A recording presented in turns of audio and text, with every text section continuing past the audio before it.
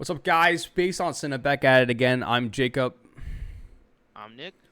and today we have for you the 2022 Crimes of the Future, classified as a body horror movie slash horror.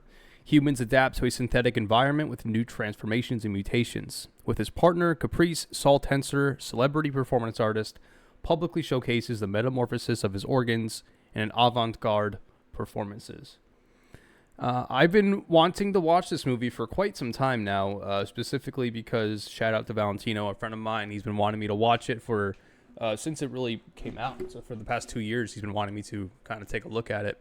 I told Nick about it vaguely. He's known about it, and I really had no idea what I was going to get into it and what I was going to get from it. All I know is that David Cronenberg is a very interesting person.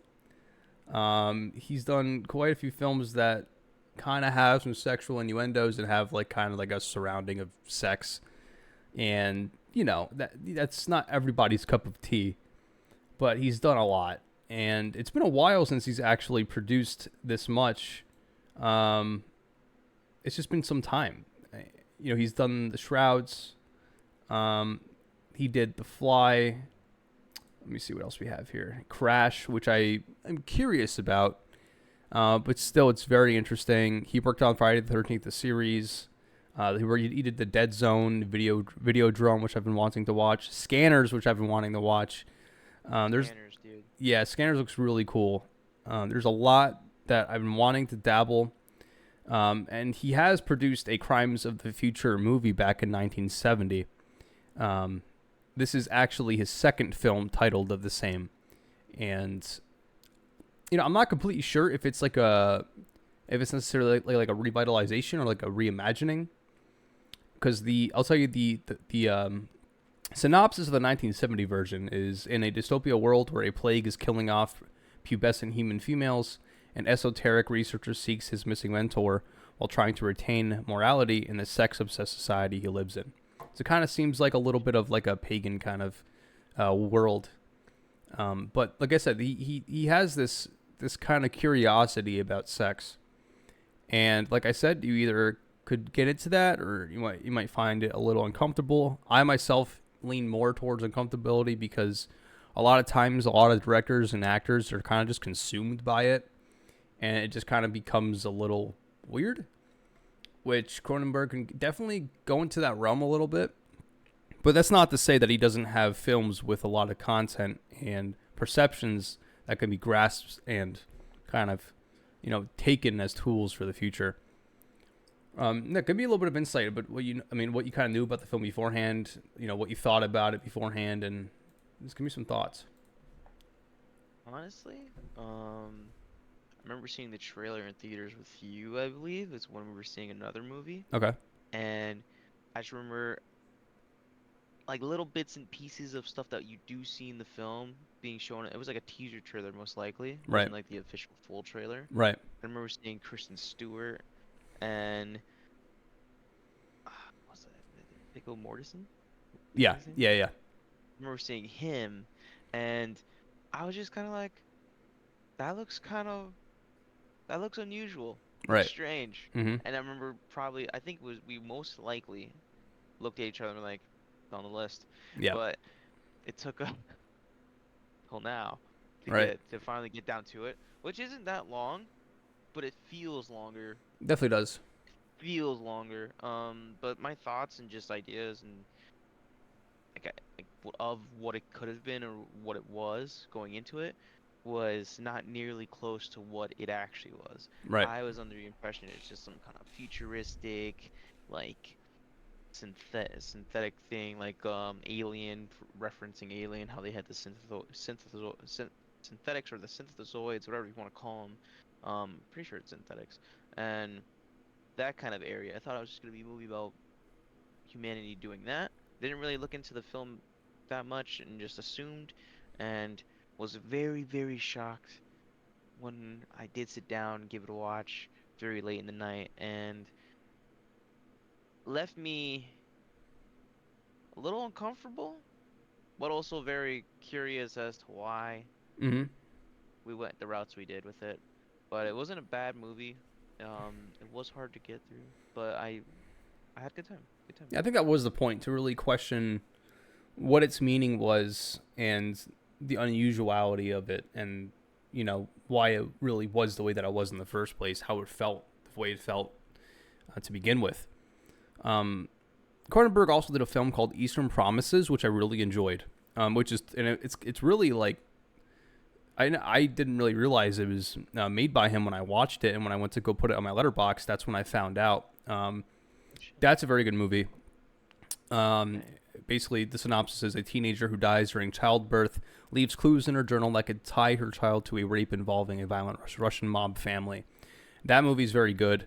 You also have Viggo Mortensen in that as well, so they do have a bit of a relationship, and he's great in it.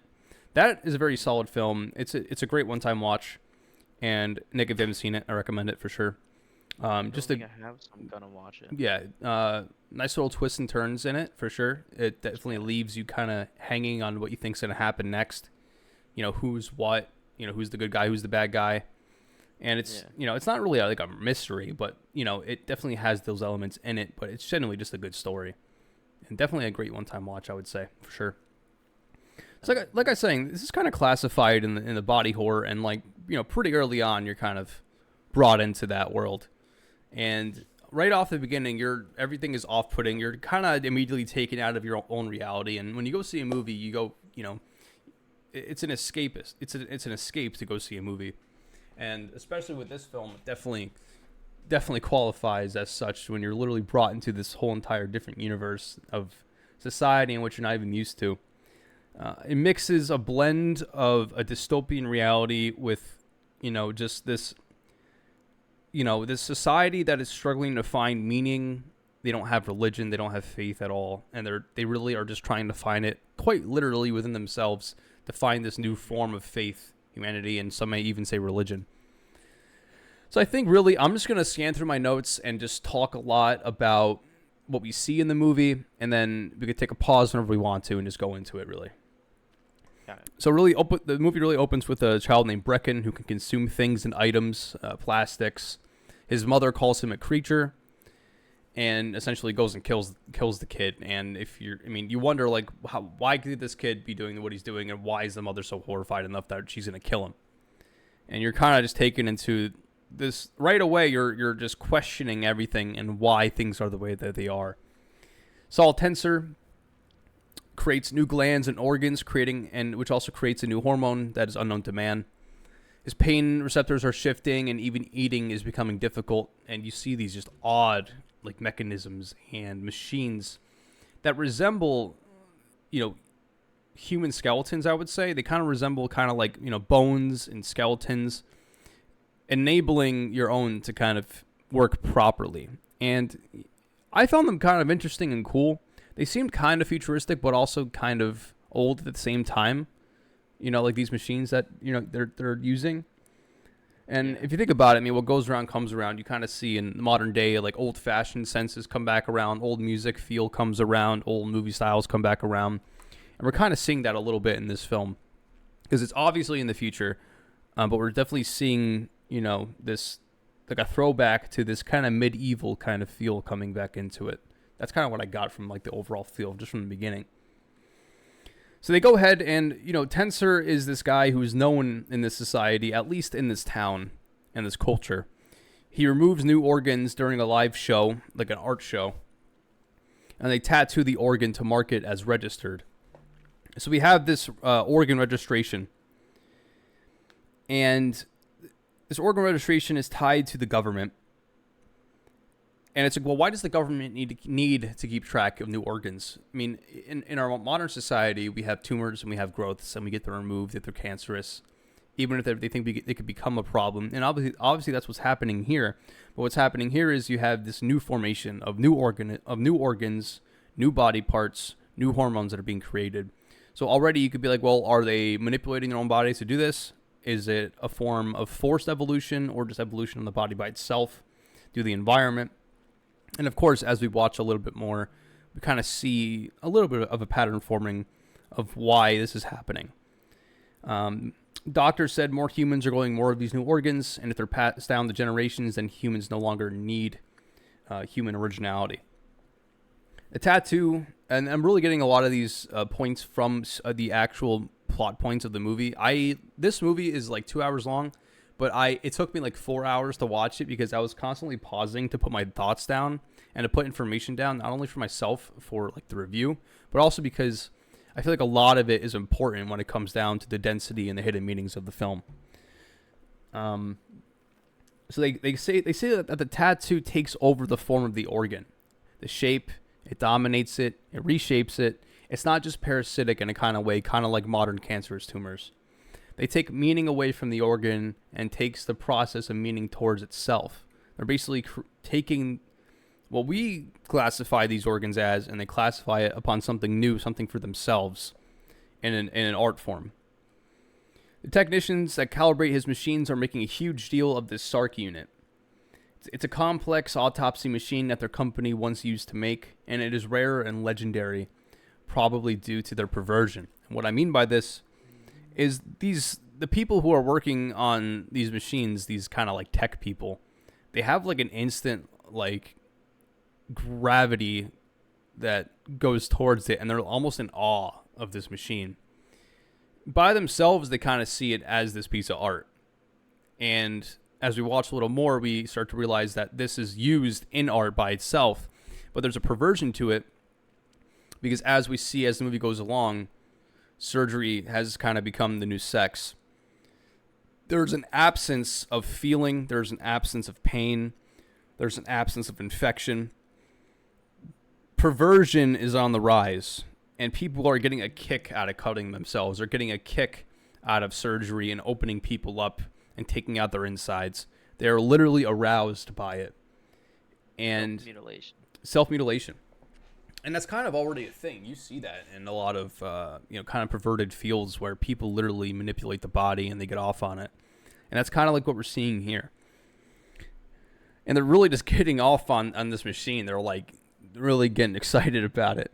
One thing I'll have to say about the Sark machine in the movie is that the CGI is sometimes, I would say like 50-50, it looks a little off, the CGI.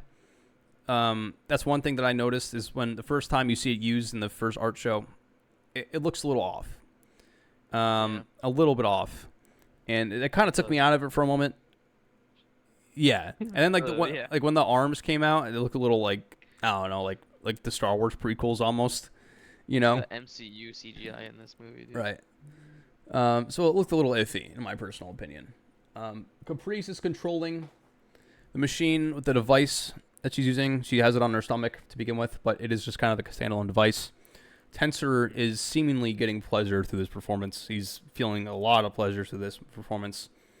And it's weird because they don't feel pain and they don't feel feelings. And the only type of feelings that they have is this perverted version of pain. And it makes me very curious to like think about how they got to this point where pain is no longer pain, but it has now been transformed into pleasure. Surgery is the new sex. Like now. What's up? There's people like that now. What are they called? I don't know. Sadist? Sadist maybe? I'm not sure. Is that it? Look it up. It's like SADIST?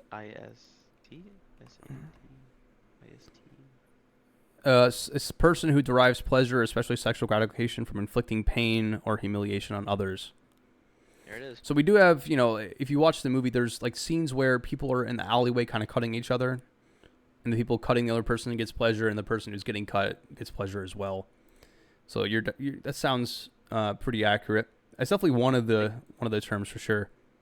That's like one of the more, I think, taboo, right? Like fetishes and kinks that's out in the world and has been for a long time. Sure. But like it's on the rise. Mm-hmm. I'd say.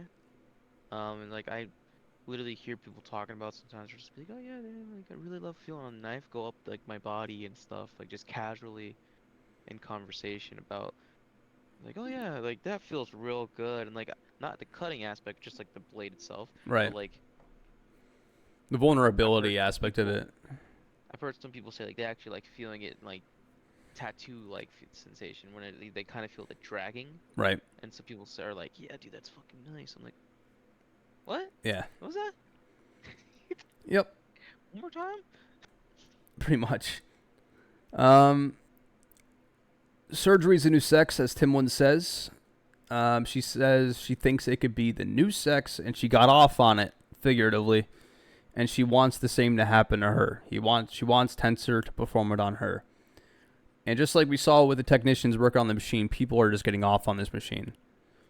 Pleasure comes from the surgery, as if pain that is no more has become pleasure. We see this from the people in the alleyway when the man is cutting the woman on her back.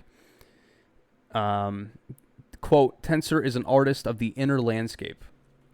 Creation of art is often associated with pain, and pain is always associated with sleep. Lifeform wearers specialize in manipulating and modulating the pain of artists, and to us, Tensor is the greatest challenge. So intimate and involving in his art and the nature of his pain. A good night's sleep is a hard thing to define when you're an artist and you seek pain. See, they become so unhuman that now they're trying to grasp at the idea of humanity.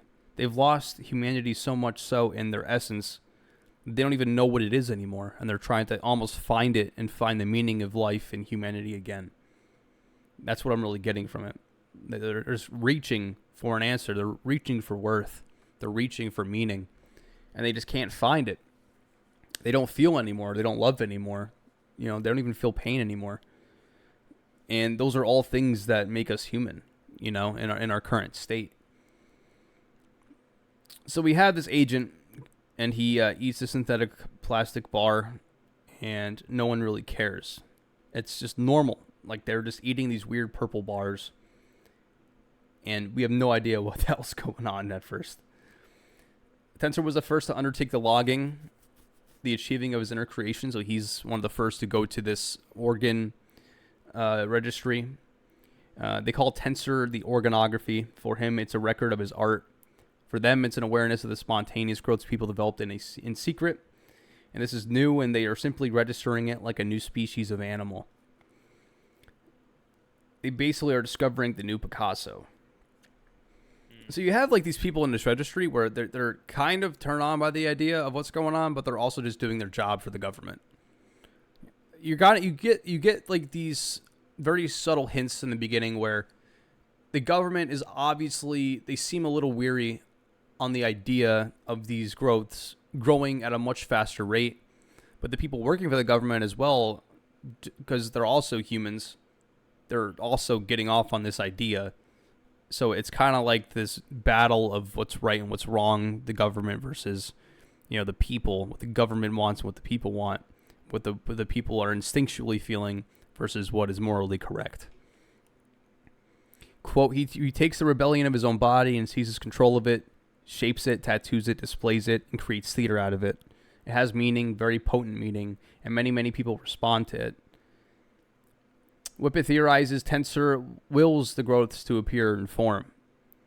So we have one side, we kind of have two perspectives. So one, they're all growing by itself. And then you have Whippet, who isn't too familiar yet with this world in terms of how vast it is.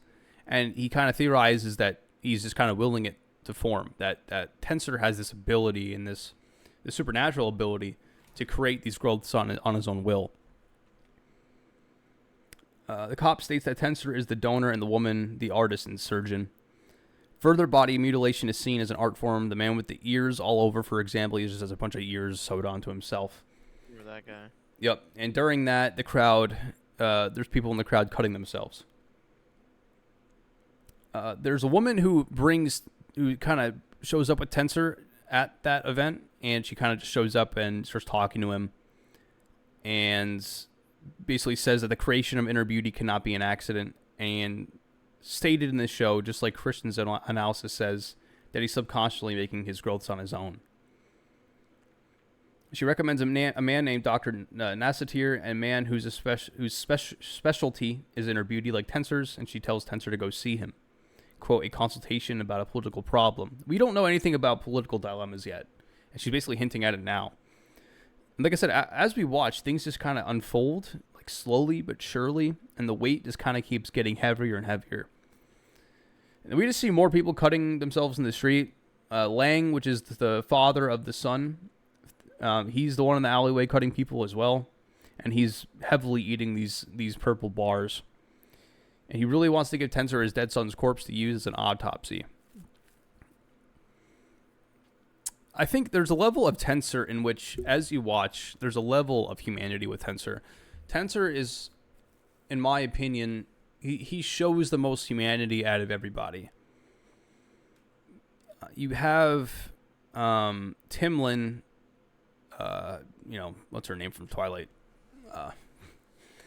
I really didn't get into the actors and actresses just because there's so much. Kristen Stewart, yeah.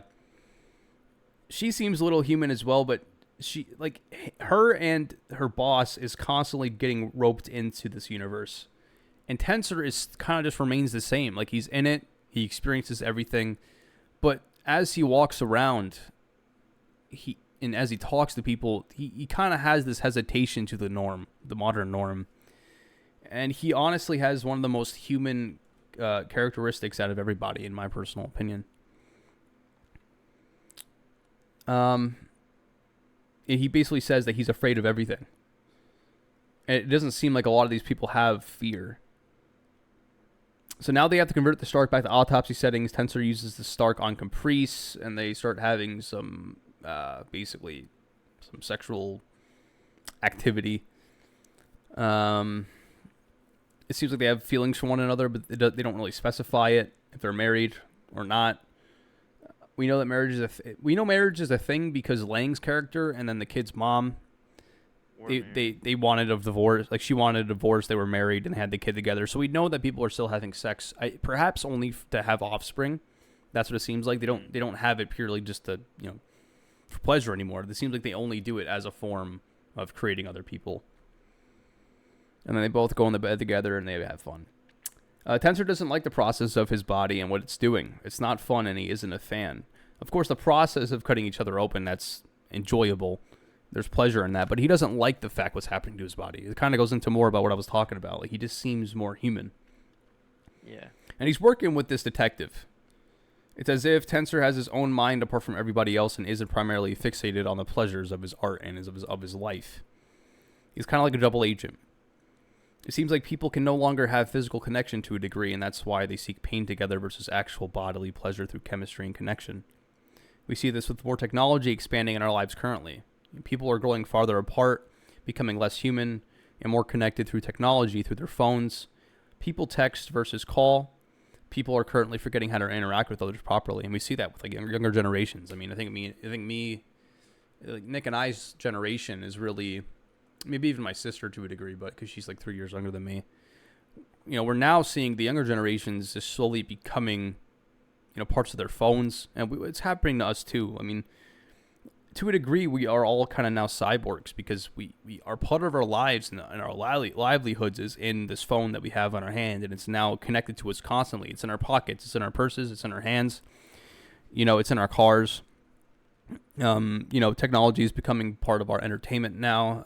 Of course, television is its own thing, but now we have streaming services which connect to your phone. We're becoming robots slowly but surely, and we're becoming androids, essentially. Accelerated evolution syndrome is what they call it. Quote, the body gets creative, wants to see what sticks for the next generation.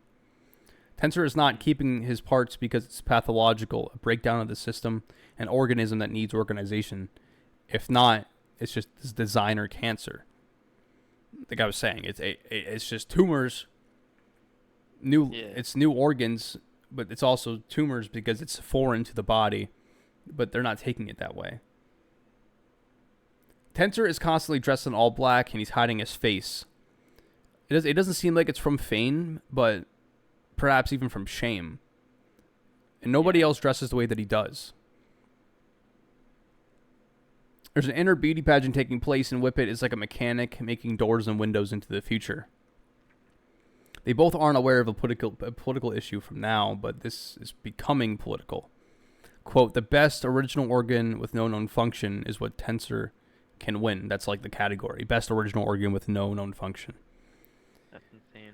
So it's literally becoming art to the point where you're having competition. It's like you're having the Oscars and the Emmys and, these art, competitions, and this is what it's becoming. Everything is becoming perverted body, what was it? Like body horror? It basically is just all body horror. Like body horror is the new art. It's the new sex, it's the new art. It's becoming everything. Everything that these people revolve around in their lives is this. So we have the two women who are working on the Sark's machine. They are just very horny over the machine when they see it. Tensor finally agrees to meet with Dr. Nessatir. Things start to become more political. He gets a device in his stomach that allows for easy organ access. I thought that was kind of interesting. I don't think there was anything really significant with it, but he just has a zipper. No, I don't think it. Yeah, that was the only thing that I really thought come out of that. Right. Really. Tensor meets Brecken's mom. She's classified Brecken as a thing his husband created to torture her, as if his body has developed more and more over time. Her husband designed the son according to her, and we later learn that this is sort of true. The mother of Brecken states, quote, "If you're a Barbie doll, then they're cannibals. If they do an autopsy, what do you think they find inside? Outer space." Outer space is nothingness of nothingness. It contains planets and galaxies, but the majority of what space is nothing. Even Earth by itself is the only known planet in which we have that has life, and every other planet that we know of in our solar system, it really just has death awaiting. You have suns which provide us life, but for other planets it doesn't produce anything. For us, the other planets really don't have meaning besides its rotations with us, and space is just all emptiness with specks of meaning, but nothing that you can really grasp. You have to give it meaning.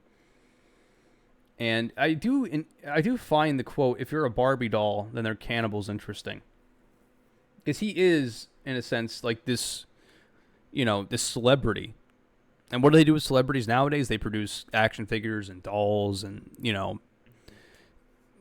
Literally Barbie the movie. Yeah, Barbie. right. Yeah, so it shows that he is more of like this statement and this figure of consumption and idolization in the modern society, and everybody else is just people consuming it.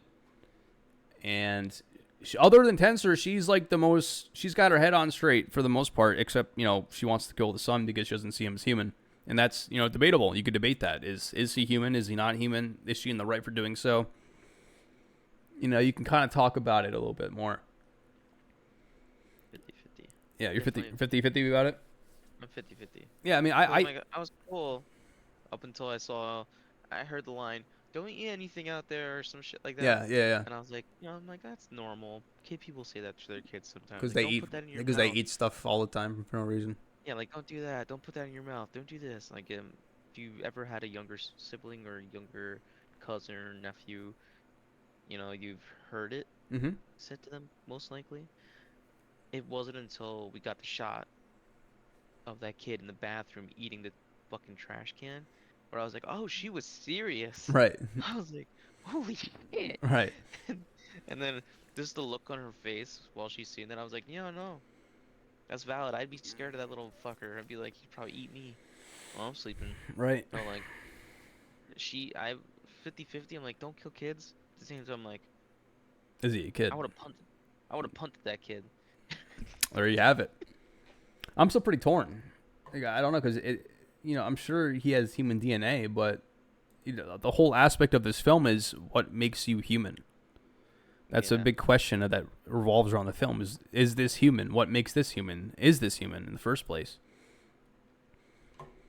So they're producing these purple bars with a mass crew, and we start to learn a little bit more about its significance.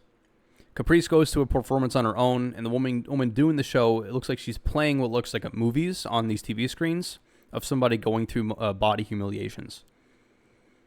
It looks like the mindset of surgery as sex is transferred to other life forms like film. No more sex, but surgery and body mutilation instead of spiritual mutilation. It seems like the spiritual aspect of mutilation has kind of gone out the door. Like, nobody has spirituality anymore, and that's kind of like what another part of this film is. Like, they're trying to find meaning and spiritual meaning, and like body manipulation is becoming everything. Whippet is attending the mutilation art performance herself, as if instead of attending a sex show house, it's a body mutilation house. That's kind of what I got from it. Instead of like this mansion of sex going on, you have just this mansion of body mutilation going on. Everybody's getting off on it. What the woman does to herself is very traumatic. She's cutting her face up. She's slicing her feet. And trauma is now appealing and not unappealing. Tenser's woman has the metaphorical, emotional, artistical desire to, quote, be open. She attends the hotel to be mutilated with the woman instead of having sex. Everything is replaced by, everything replaces sex. What seems like, it feels like a sex house, and then like this, the woman's like, hey, why don't you come back to the apartment with us? And she yeah, and let's just be open. Let's just be free with our bodies. Dude. Caprice wants to perform the autopsy. She wants to construct, not only perform. She said it's juicy with meaning. And after she goes to the hotel with this woman, she kind of becomes deeper into this entire, sexual deviated world. And now she's kind of like more transformed as a character once she comes back to Tenser's place with these implants. And we see that a lot happening nowadays. You have a lot of people with those kind of implants in their bodies. A lot. Yeah. It's becoming a growing sensation with a lot of people. We find out Whippet is the registrar for the inner beauty pageant. It makes emotional sense, not logical sense, for him to be a part of the pageant. And that's what we're seeing a lot of, is more emotional striving versus logical striving. And the government seems to be like they're trying to strive for, the logical side of things. The pageant is about The pageant is about acceptance, acknowledgement, aesthetic empowerment. He describes Tenser as all about, quote, anger, rebellion, and rejection by Scalpel. So they're putting this title on him, this political title on him, anger, rebellion, rejection by Scalpel.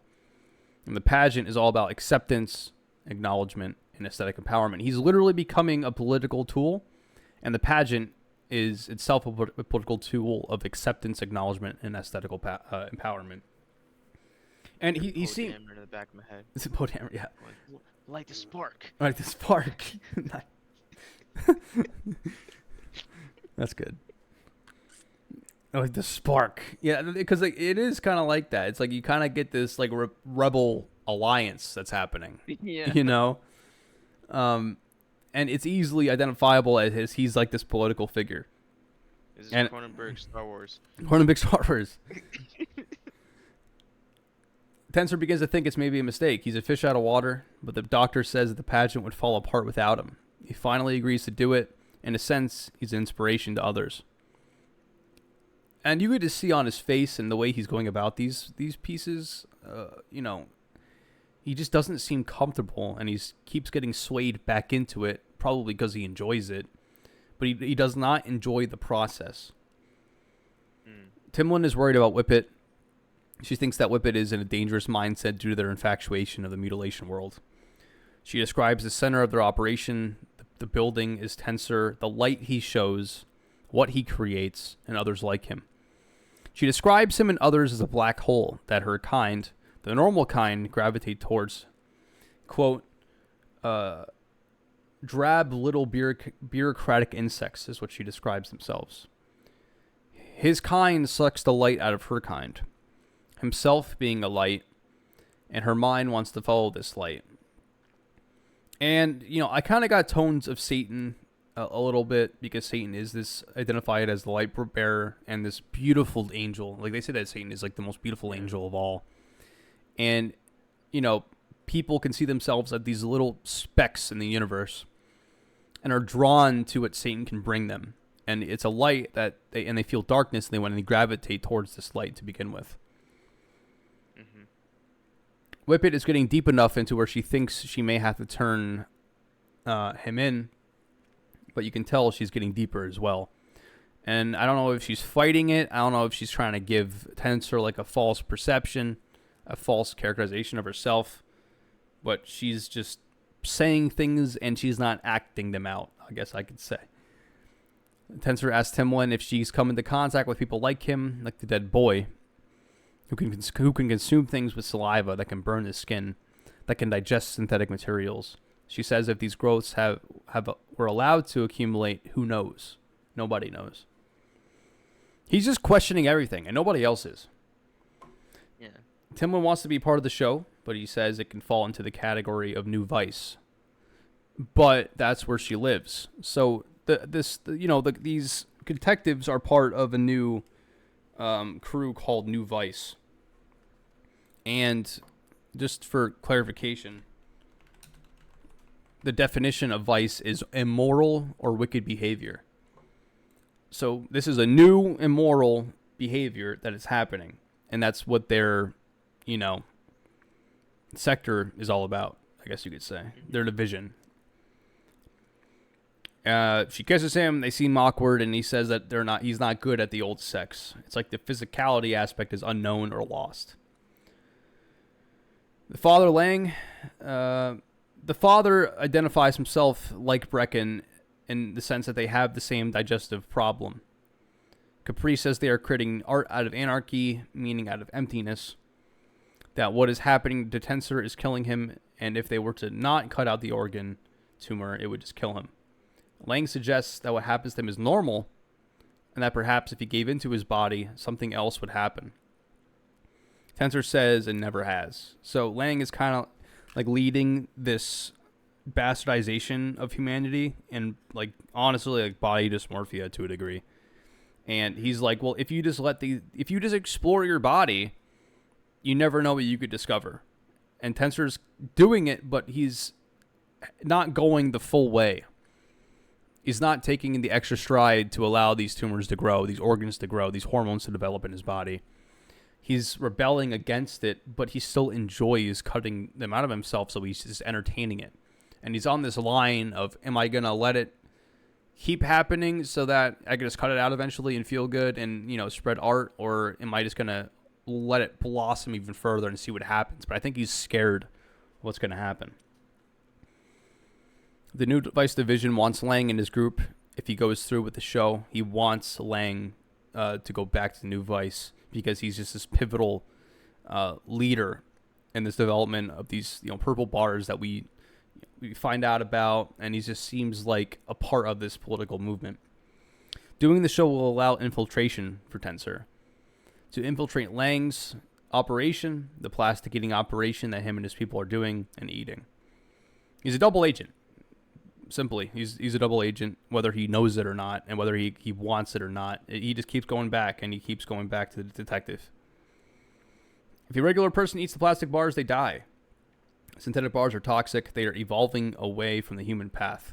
A detective wants to preserve humanity and their essence, and Tensor seems to be mostly on board. Lifeformware is enabling the body to function normally, hence why it looks bio-like. Then you have the two people who kill the man that he meets, who gives him the zipper. They just kill him. And it seems like at this point they're either working for the police or they're creating martyrs themselves. And he's this big guy. He's kind of like a person on the set of this award show. He just seems like a person that you go to make sure that you're ready to go into the award show. And when they kill him, it's like, well, are they against it or are they creating martyrs? And at first you're like, well, it seems like they're against it because they just killed the guy. But they're helping the process of these machines with helping the people in the first place. So it's looks like they're also double agents. 50 to 60 people are in Lang's group, but the movement has gone international. So it's not just in this town. It's literally everywhere in the world where this is happening. A surgery that took years of collaboration is what the plastic-eating people took that enables them to eat what they eat. So they're all taking upon these surgeries themselves to become synthetic eaters. They want it to happen because they find goodness in it. And just like with sex and other aspects of cultures, there are culturally diverse versions of the surgery. Lang states that the body is changing. Tumors, new organs with new hormones, begging to evolve, so they assist in the evolution of human technology to assist their bodies, and now they must feed on their own industrial waste. It's their destiny. So it kind of includes these themes of us modern day humans corrupting the world, and we're putting out this waste and so many synthetic aspects into the world, and just whether it's waste dumps or just littering and just producing toxic chemicals into the water supply. Our bodies are now evolving to consume what it is that we put out into the world. Brecken was the first born with a plastic specific digestive system. Naturally unnatural. Surgically imposed characteristics became inheritable. So through these surgeries, Lang had a kid, and now the kid is basically becoming what he wanted to become in the first place. He, quote, created a techno world. And that Brecken was the opening of the door for the goodness of humanity and their inbreeding of technology. So they keep saying technology over and over, and if we equate it to modern day, you have these inventors who are creating better technology, and that it's better for humanity to take upon this technology. And there's pros and cons to that, of course. Like I said, we're all Neuralink. We're all becoming parts of our phones, and you could have a really good job that requires you to have a smartphone. You have your email, you have contacts, you have this and you have that. Stuff like Dropbox and Google Drive. You have constant things in your phone in which you need for certain professions, and now it has become of your normal life. And this is just another aspect that enables them to become better and to have more meaning and to have more value. They feel the body was empty of meaning, and they want it filled with meaning through the autopsy. They think this is like the next step into discovering themselves. She describes that autopsia means the meaning for oneself. The seeing for oneself, I'm sorry. Very good. She asks, why first autopsy? Because they know there's going to be a second one, and then a third. This is just the beginning. She describes the mom didn't see the body without meaning, which is why she was appalled of the boy.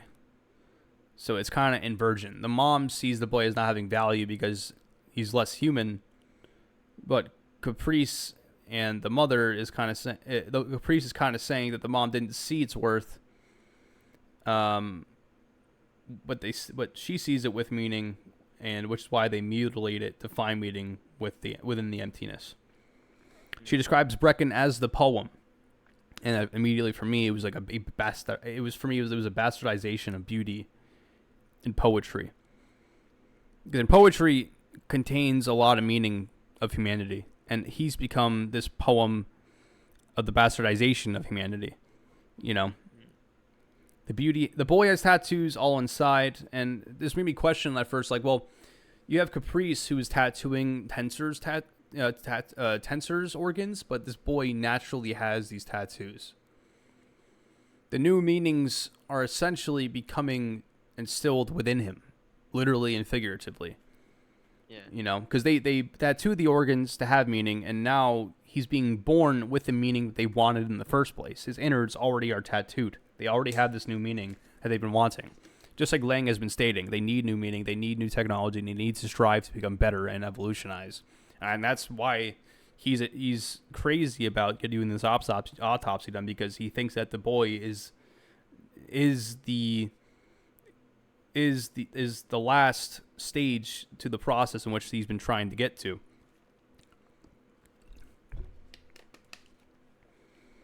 The crudeness, desperation, and ugliness of the world has seeped into kids. It shows the world is killing and corrupting the beautiful children of the world from the inside out. The anatomy of today's pathology, and shows why a second autopsy is needed. So I want to say this again. The crudeness, the desperation, and the ugliness of the world has seeped into kids. We can see that today easily. It depends on who you are. Everything that's happening with kids, whether it's political or religious, it's seeping into the kids whether you like it or not. It's happening. Kids are thinking different ideas. They're believing certain things about other religions.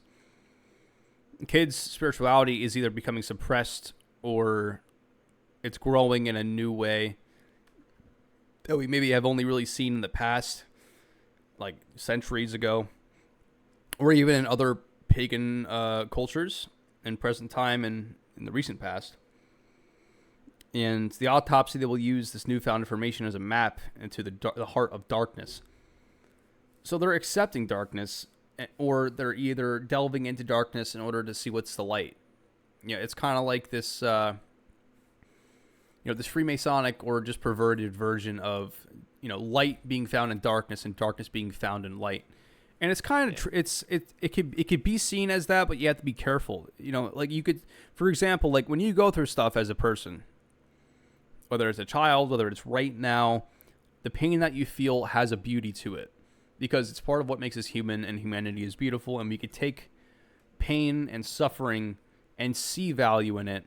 But this movie and the people in this movie are taking that and bastardizing it, which I've been saying. But us as people today can take the pain and suffering and use it to strengthen us within ourselves that we already are. You know? But Yeah. it's just interesting to me, and Caprice is crying as she's saying these things. And her too are appalled by it. So it seems like Tensor and Caprice are a little bit on the same page, but she's falling a little deeper, and he has his stages in which he falls a little deeper.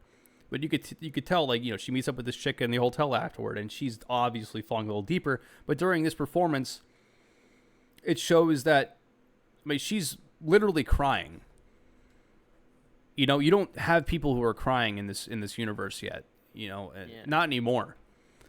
But she's almost dumbfounded when she sees the boy's, you know, inner parts. And she literally identifies that the world itself is instilling that, you know, evil and darkness into the boy. And now it seems like she wants to discover what it is that is corrupting the innocence of children and their kind by going deeper into the darkness. And then we see Lang distressed and sees he's doing bad and not good. And then you have Lifeform where it comes up behind him and kills him. So it does seem like at this point it's kind of like, if you, like, I get Godfather vibes in a little bit, where, you know, they're literally creating martyrs, or they're just killing him to, you know, wipe out loose ends. That's what it seems like. They're tying up loose ends at this point. You know, it literally kind of felt like a mob kind of thing. That shit caught me off guard. Right. So now you're like, what the hell's going on? I was like, hold up. What the fuck?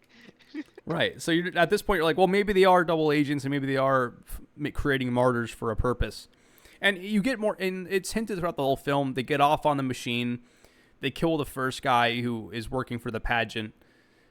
They're constantly turned on by all these new ideas. So it becomes more obvious as it goes on that they're actually kind of creating martyrs. And it might even still be up in the air. I don't know. I don't think it's ever properly confirmed. That's the thing, too. I don't think it was.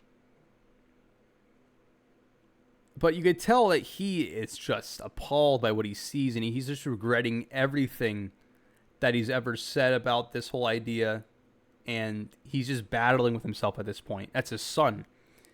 And perhaps now he's kind of, you know, seeing what his wife was talking about. And before he could make a change, they kill him. You know? New Vice claims to not know about Lang's murder and assassination. So are they working for the political movement? You know, the people working for Lifeformware? Or is he lying and he does know what's going on? You know? Psyop. Psyop, right? The cause needed a martyr, and they got one. He was the head of let's say, like, because like I said, this has gone like worldwide, and he was kind of the head of this, I guess, you know, region, you know. Yeah. Tensor, like I said, seems to be more normal than the others, and now he's experiencing physical pain more than the others. And you know, he's having this dream, and he wakes up, and he's literally in the dream he felt pain. Saul seems to be more normal. They don't feel anymore. And Caprice says, quote, "I almost thought I was feeling." There's a desperation for feeling and worth and value. People are striving to find these, hence why they're witnessing what they are in the first place. Tensor had a dream that the son's family were in the Sark getting a family autopsy with him and at Caprice at the controls. And I haven't really come to a proper conclusion with this yet. But it does seem like Tensor and Caprice are, in a sense, destined to explore more of this aspect of the next generations having this corruption. It seems like they're having this family autopsy, and I'm still unsure whether it's.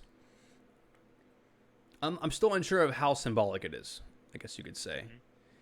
It could be either, you know, he's having this dream and he feels guilt and pain for what he's doing, and she feels for Tensor in his dream and she kind of joins him on the floor.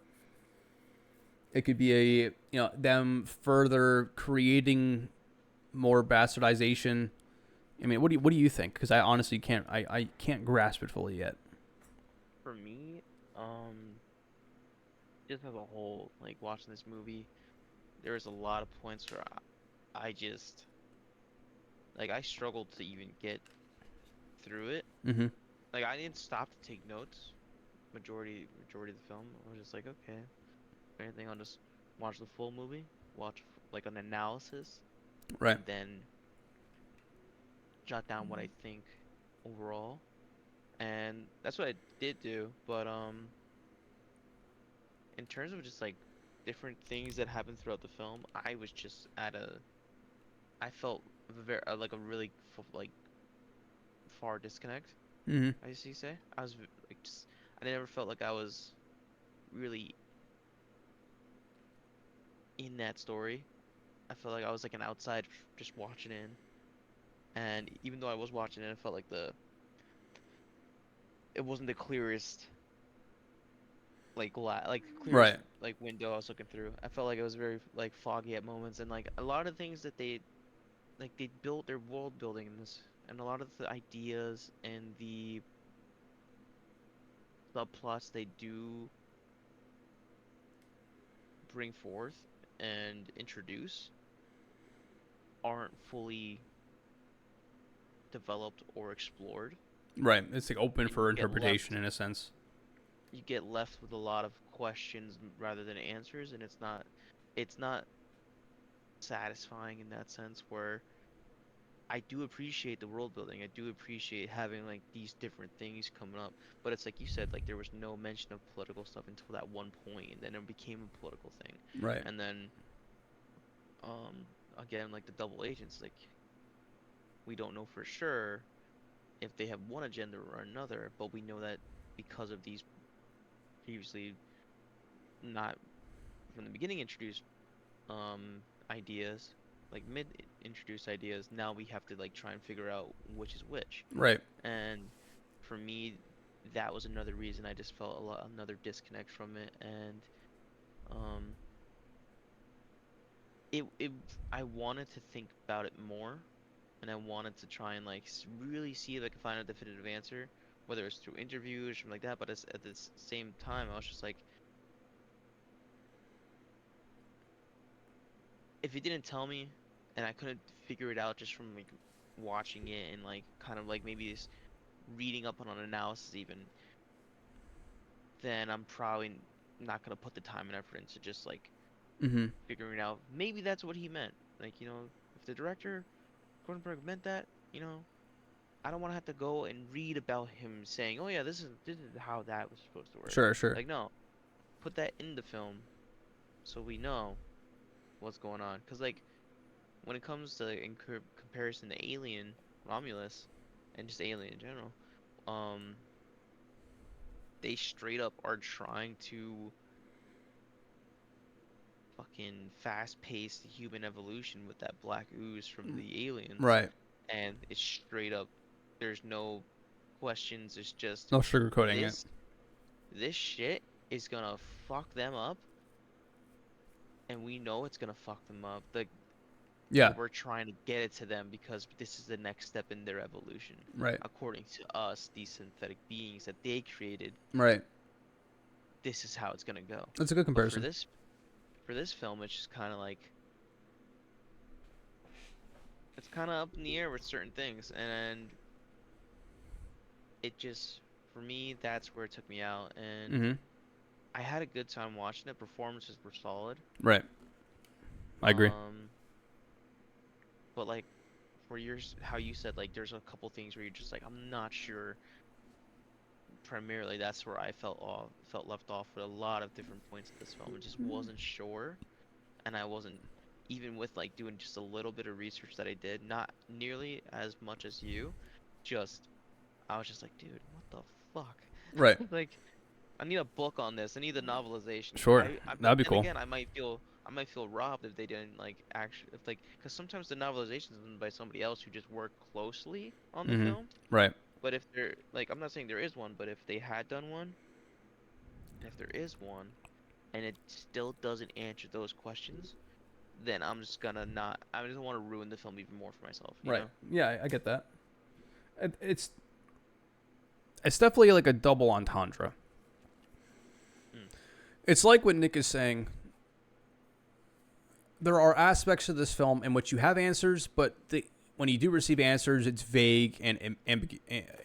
You know, the answers that you get are vague and have a lot of ambiguity. Yeah. You either are the person where you like that a lot because then you could think about it heavily afterwards, or you don't like it because if you're gonna be so nuanced about it, you might as well put it in, or you can kind of meet in the middle. And I feel like me and Nick are kind of all three wrapped in one. At least for 'Cause me. I don't like shit spelled out for me. Like Right. I'm really heavy on the show don't tell Right. when it comes to filmmaking. Like I don't want a character giving me a 10-minute exposition on why this is happening or how this is gonna take place or the key to stopping this villain is so and so and such. Right.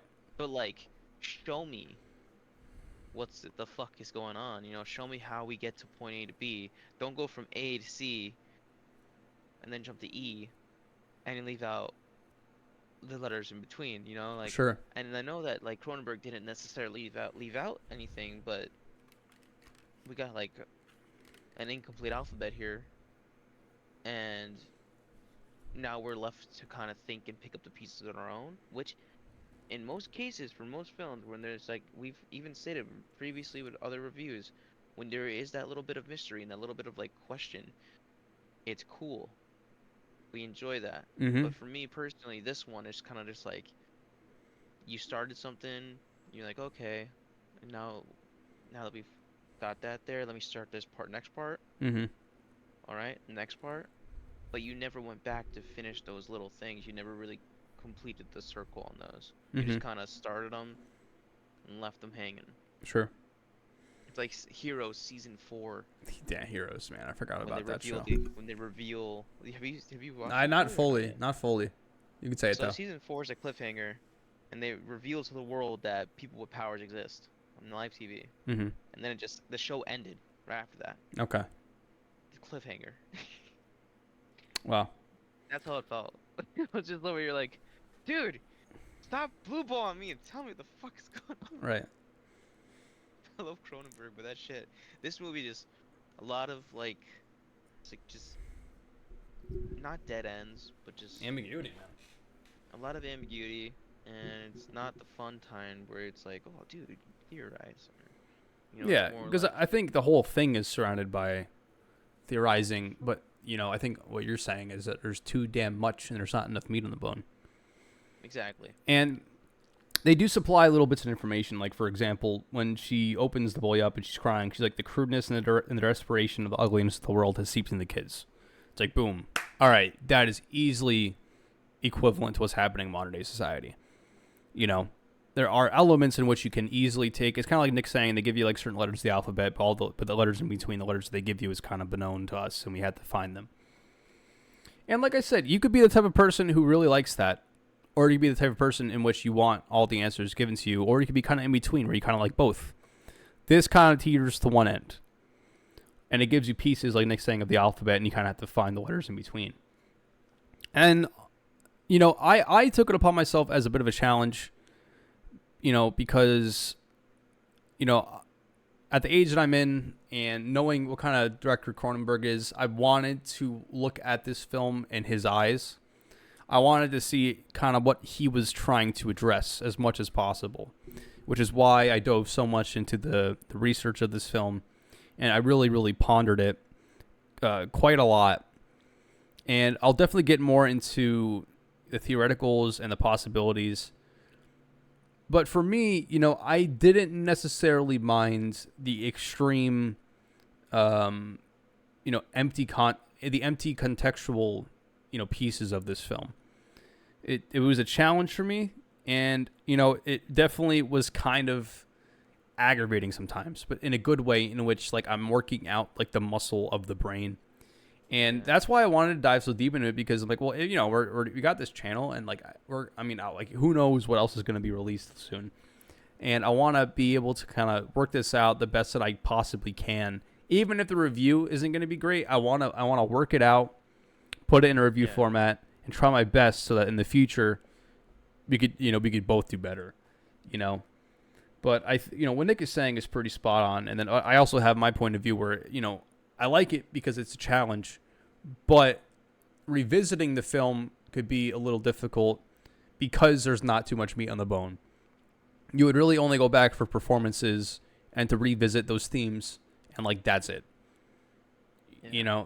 Like, for just a comparison in terms of like how we both went about this specific review, and it's gonna be very obvious how we both went about this specific review Right. in the first couple minutes of the runtime, but I'm like Deadpool showing up to his battle without his ammo bag, and Jacob was over here like, I think Tom Hanks in the Da Vinci Code.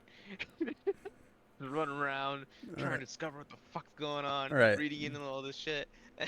And then it's like it's very clear, but it's like it's because with this channel and with these kind of reviews, you get to see two different types of perspectives and two different types of people, which Yeah.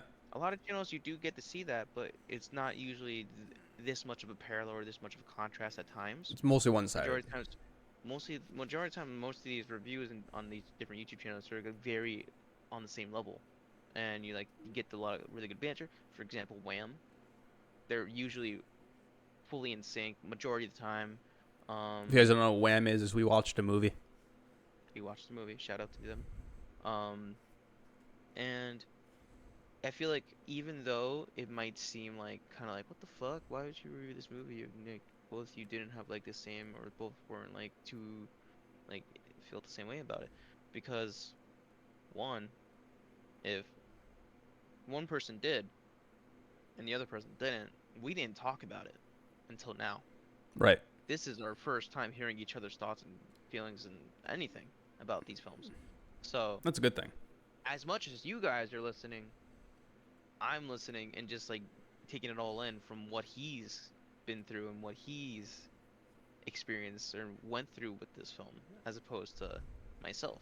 Right. So I think that's just one of the few things that makes us a little bit different, a little bit more unique. And even if this review isn't one of the better ones, it's one of the ones that shows who we are as a individual channel. And showing us our journey and how we, approach these type of films at first.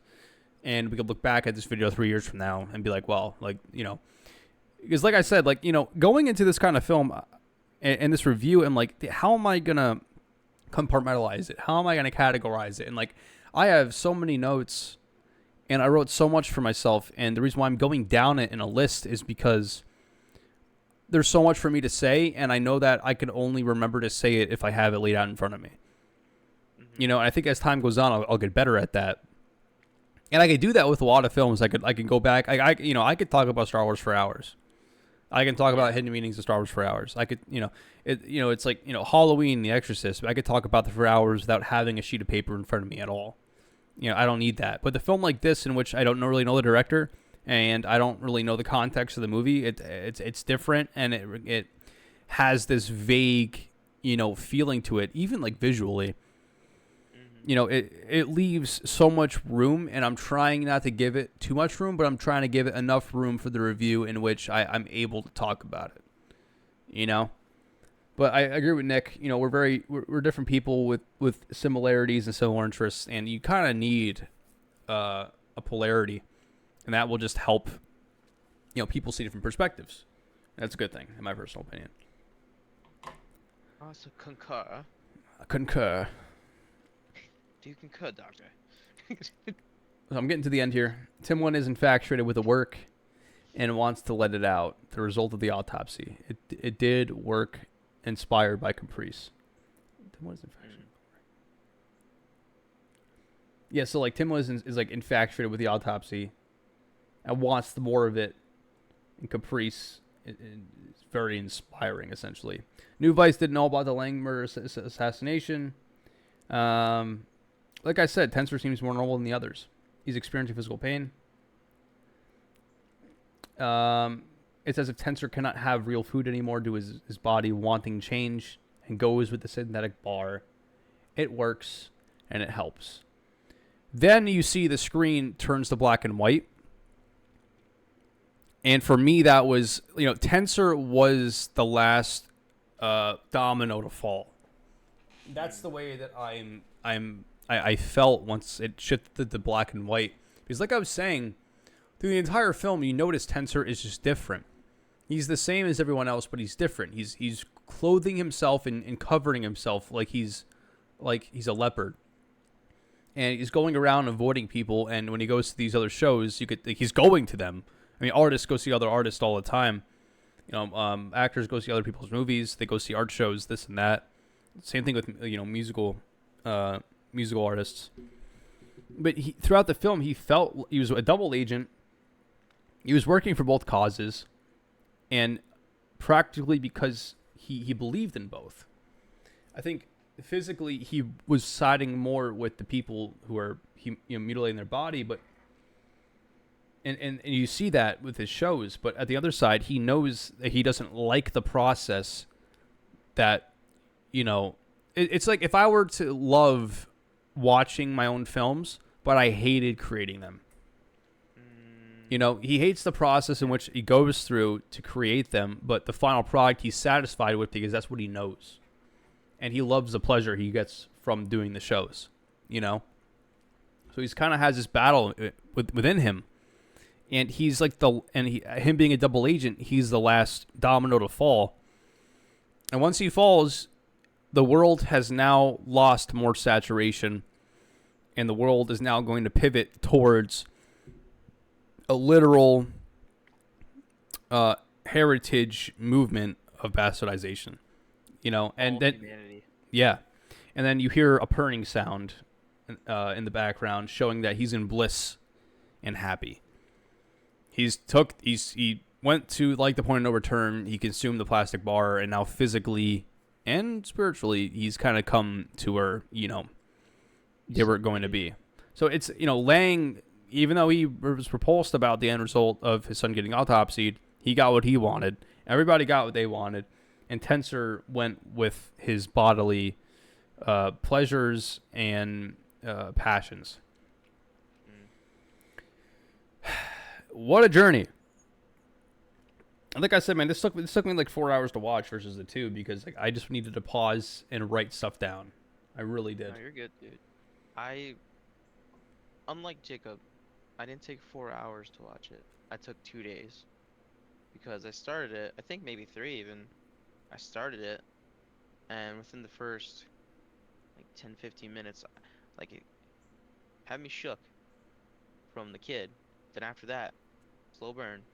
I wasn't mentally prepared for that because I had no prior expectations, no ideas of what it was.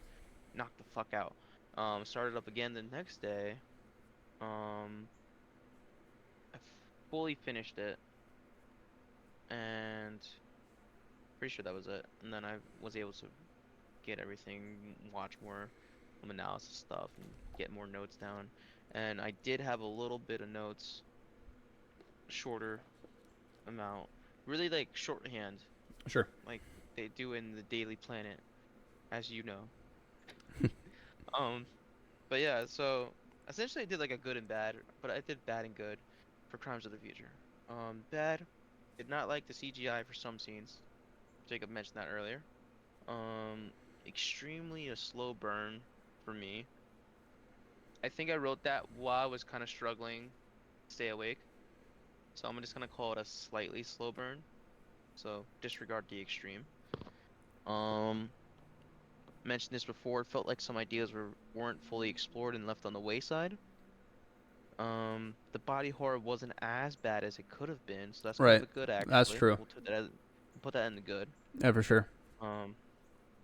Ending felt slightly abrupt, leaving it feeling unresolved in certain areas. Okay. But as opposed to what, to contradict that slightly, I do agree with Jacob. When it did go to black and white, and then you kind of get that close up of our lead Mm-hmm. and then it just cuts out. I do agree that was kind of like the fall of humanity and just like the submission into darkness for Right. that, for his character. The good, I think Kristen Stewart actually like shined pretty bright in this film. I agree. I think she kind of excelled as opposed to other films she's done. She She annoys gave me a pretty sometimes. solid. No, yeah, You no, know. yeah. She definitely I know what you're talking about. I know what you're talking about. It's not. I think it's just choices on her hand that she does in certain movies that Of she course. like certain little quirks that she chooses to do that might be that reason. But for this film, I feel like Cronenberg kind of like just steered her in the right direction. She took, and if there was any criticism like that he gave her or anything like that, she took it really well, and she delivered the fuck out of this role. I agree. Um, as well as our other leads in the film. Wasn't as good as Twilight though. No, definitely not. No, it never will be as good as Twilight. Um, I should have won an Oscar. Ha This ha ha ha ha. we're It's getting into almost that ho ho season. season, dude. We're almost in that We're almost in season. ho ho season. We got the fucking pumpkin spice drinks out already. Yep. So if y'all haven't gotten them, head to your local coffee shop. We're not saying names because we're not sponsored. We're not Yeah. getting them Right. free money. Right. We're not getting them free money. But yeah. So Kristen Stewart and then like Viggo Mortensen and I forgot the other lead's name, but she was great too.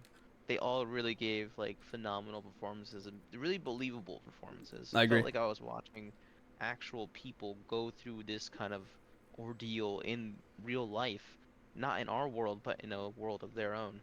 And aside from that, my final note was the directing felt solid in terms of the acting. In terms of the editing, I felt like that was really good too. Um, writing could have been better. I felt like the writing was weak at You points. can see that. Not I can entire, see that. not in its entirety, not its entirety, but at points. Okay. And that has to go back. That goes back to the ideas that weren't fully explored and kind of left on the wayside. But aside from that, I feel like it was a great watch. A one-time watch for me. Maybe in the future I'd go back and watch it again, Okay. but I'd say I do recommend it to anybody else that might be interested in more of a thought-provoking, more of a something that'll sit with you for a while, like give you something to chew on for a bit. Yeah. I feel like that this film is that, and that's what you're gonna wanna watch. If that's what you're searching for a film, and you need something like that, then this is gonna be that film for you. Nice, man. I agree. And since you're bringing up all these actors and actresses, real quick, I'll go down a little bit. If you don't know, Viggo Mortensen, he's well known for the Lord of the Rings movies. Very well known for the Lord of the Rings movies. Shout out to Valentino. He was also in a movie called The Road, which I watched recently. That was pretty decent. Eastern Promises, like I said, I really enjoyed that film. Very good one-time watch. He was in the Psycho remake, G.I. Jane. Like I said, I don't really know too much of his movies, so if I'm missing a lot, forgive me. He played Lucifer in the movie The Prophecy. He was in Texas Chainsaw Massacre 3. And yeah, interesting. Okay, so then you have Leia Seydoux. I think it's like French. I can't really tell, but she was Caprice, his female companion. A beautiful woman as well. Beautiful woman. She was Inspector. She played one of the James Bond movies, a couple of them actually. Yeah, Midnight in Paris, Dune Part 2. She was literally in a movie called France. She was in The French Dispatch, so I think she's French. I'm getting French vibes. Yeah, I was about to say something. She was Don't say it. Yeah, I won't. The Don't do it. You know what I want to say. Shut your mouth. Okay, sorry. She was in the movie The Lobster. I She know what you're gonna say. It's I still know. in my head, and I feel it. Yep. She was in the Beauty and the Beast in 2014. The Grand Budapest Hotel. I really want to watch those movies. Grand Budapest and We should just do like take a break from horror and just do all those indie ones. I would be cool. I would really like that. I forgot what was the director's name of that? I forget, but he's done like a bunch Wes that. Anderson? Yeah, like I really enjoy the feel of his movies. They're It, very home. It feels like you- you're going home to something. It's like a familiar. It's a familiar, unfamiliar like place. a familiar unfamiliarity. Yeah, like Yeah. you're going there and you're like you feel like you're about to get hugged, really nice, like a Okay. really nice Yeah. warm hug. But at the same time, you're like, who are you? It's comical. It's like cute, but also visually appealing. Yeah, Very visually yeah. appealing. He brings back like old style directing with modern. You know. It feels like films of like the 1920s and Mm. 30s. Right. It's no wait, maybe even like the 40s, where it was like that slapstick kind of humor, Right. but and the framing as well, where Right. everything was kind of like, and that's what it gives like it's reminds me of. Fuck, are you making me think of it now? It's stuck in my head. It's like a poison. Yeah, it is. Oh God, You almost said it too. Just keep going. I'm gonna drink this thermal paste. But yeah. So it reminds me of those, and and yeah, except with a modern stylization, Yeah. and it feels like a combination of the two, and I think that's why it feels like such a welcoming, like warm environment. Aside from just the color palette and the tones it uses, Right.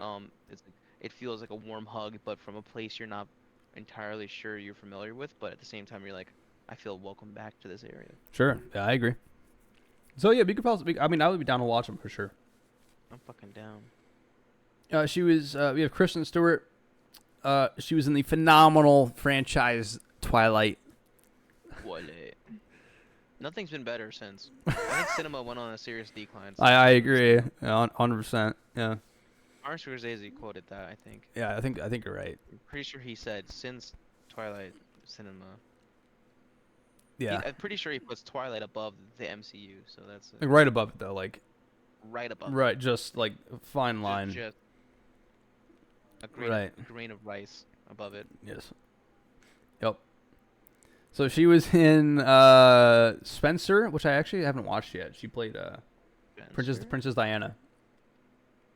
Oh fuck! I need to watch that too, Yeah. dude. She Oh, seems like she'd be good in that. I heard that was really good. Yeah. She was in Love Ties Bleeding. That also looks interesting. I didn't get a chance to watch it. It seemed a little I heard weird, about that. but It was, from what I heard, it's very sexual, but okay. also very like intense, Yeah. like just violent, intense. I think Val gave it like a 3 or 3.5, I believe. So it definitely seems like a one-time watch that seems decent. I wouldn't mind watching that either. Has that girl from Star Wars? Is that her? Remember the really strong girl from Star Wars? Is that her? She's not in that, is she? She's in that. She's in that. She's the second co-lead with Kristen Stewart. I forgot her name. I think it's like it starts with A, maybe. There's Anna Baryshnikov. I think that's her. Okay. That's the strong girl. I think she plays the co-lead. She's like There's the like woman who was the rip. canceled, No, who's the not her. MMA fighter. Okay. Not her. All It's right. the other one. Remember the other one from I Star Wars? I don't. Where like, remember that really strong, short-haired woman? I only remember the MMA fighter. Dude, no, you gotta remember her, dude. Let me see. I've been pretty disconnected from Star Wars lately. No, I don't blame you. Let's see, Love Lies Bleeding. Mm-hmm. So let's see. Katie M. O'Brien. Oh, is that her? That's her? Katie M. O'Brien, yeah. When you see her, you'll remember. She's got that face. She's not like, let me tell you, she's a pretty girl. She's a pretty Yeah, woman. I think she looks familiar, actually. She does. But she, for me, is what I would imagine Giga Chad would be as a woman. Right. But Yeah. from everything I've seen, she's like really cool. But yeah, she was in Star She Wars. played one of the empirical officers. Yeah. Oh, she was in Doctor Strange. Oh, she was in Quantumania. Okay. I didn't know that. Dude, what? How did I not realize that? All But right. yeah, that's Well, who. there you go. It looks like she was in the Kenobi show. Is that it? I can't. Oh, She's. I don't Mandalorian. know. Mandalorian. Mandalorian. I think she's in 2 shows on Star Wars. Okay. Interesting. Yeah, it's pretty. All right. Yeah, she's in that. Kristen Stewart was in the movie Underwater, Charlie's Angels. Underwater. That looks interesting. So good. Okay. Maybe I'll give it a watch. American Got it. Ultra. Yep. Marcus Foster. Music video. But yeah, Adventureland. She's very well known. She was in Jumper too. I didn't even know she's in Jumper. Adventureland was fun. Adventureland's a fun one. Okay. Coming of age, I think. All right. Jesse Eisenberg. Oh, cool. Panic Room, 2002. Wow. Okay. So yeah, let's get into really the depths of this movie real quick. I'm gonna go through some secular point of views, and then I'm gonna get into some more Christian point of views. Because that is one of the biggest things for me is looking at it from the Christian lens. And I'm going to get into some actual quotes from the actors as well as Cronenberg himself. So these are really just general perspectives in which you could have attained from the film. Okay, so one is the evolution of humanity. One of the most direct interpretations centers on human evolution. The film suggests that humanity, faced with an environment saturated by plastics and synthetic materials, must evolve to survive. This is symbolized by Brecken, the child who can naturally digest plastic, the conflict between characters like Saul, who are evolving, and the government, which tries to suppress these changes, mirrors debates about resisting or embracing scientific and technological advances. The government's desire to regulate human evolution might be interpreted as a critique of modern bioethics and state control over human bodies, kind of like you were saying with like Neuralink. Because the question does arise, like, when are we not human anymore? Is it the spirituality that we have? Is it the moral compass that we have? Is it our literal biological elements that also? I mean, it's probably a combination, of course, of all of it. Yeah. But the film is really kind of centers around the absence of humanity and when it's disconnected. When for those like specific things in the film. Right. Like, a specific point that we no longer are human, when in reality it's a bunch of shit. Right. Number 2, body autonomy and government control. The regulation of bodily autonomy is another strong theme. The National Organ Registry's obsessive tracking of people's growing organs reflects how governments often seek control over human bodies and reproduction. This can be linked to contemporary debates over reproductive rights and medical reproductive rights and medical freedoms. Some interpretations see the film as a commentary on how bodies, especially women's bodies, are subjected to external control, whether by the state or medical institutions. So obviously abortion is the one that they're referencing here in particular about women's bodies. And obviously, I'm not going to get too political with this, but you could easily kind of take that into account when it comes to, perceiving the governmental aspects of this film. Instilling certain beliefs and carrying on certain beliefs that affect someone's decisions that they do with their own bodies or the body within their own bodies, and how they objectively or subjectively or both identify what they are allowed to do for themselves. Number 3, the future of art. The performances of Saul and Caprice explore the future of art in a society where physical pain and surgery have replaced traditional forms of aesthetic expression. Surgery becomes not only the new sex, but a radical act of rebellion and self-expression. This may be interpreted as Cronenberg's critique of how art is always searching for new boundaries to break, and especially in a world increasingly desensitized to violence and suffering. Makes sense. I mean, you have a lot of new films that are becoming more gory, more sexual, and Cronenberg himself, he's pushing the boundaries, and he's been seeing and identifying the push himself, and that makes that makes sense for me. No, yeah. Just for like some examples, like Love Lies Bleeding, prime example right there. From what I've heard, not from what I've seen, it is to a point hypersexual, but also to a point hyperviolent. Okay. then on top of that, you got movies like Terrifier, Right. which is Yeah. a thinking it within itself, but like it does kind of relate to that point because like you are seeing more of these kind of things happening in cinema, and we're pushing the boundaries. And like at one point, like where's the end? You know, when do we exceed? When do we go too far? Right. Another movie that comes to mind for me is Nymphomaniac. Dude, I forgot about that. It is Me and Goth. heavily sexual and studying sexuality and the reasonings for why it's so, obsessive for these characters. Specifically one in the first movie, but there's like two or three of them. Yeah, and that's I never fully watched those. I've seen like the trailers, Mm-hmm. but the one thing that I always went back to was like, I'm like, oh shit, Mia Goth's in this, I think that's where and they like I met. would just see her name on the title card.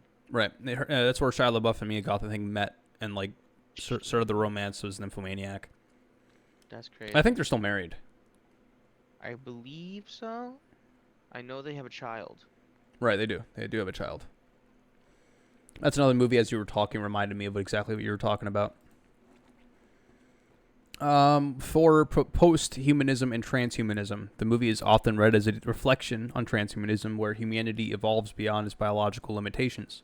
Saul's new organs represent an evolutionary step towards a post-human state, where the body's boundaries are no longer fixed.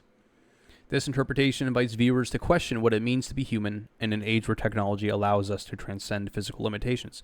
Even like there's an anime that the first anime I ever watched was Sword Art Online. If you watch Yeah, I anime, remember. forgive me because there's some odd things in that show, but they enter into they put this headset on and then they live parts of their lives in a video game. And we do the same with our friends, and we play video games, and our lives are then extended through that lens. And we have friends through games, and we never met the guys before, and social media as well. We live our lives through social media as well. It's a new perception on people.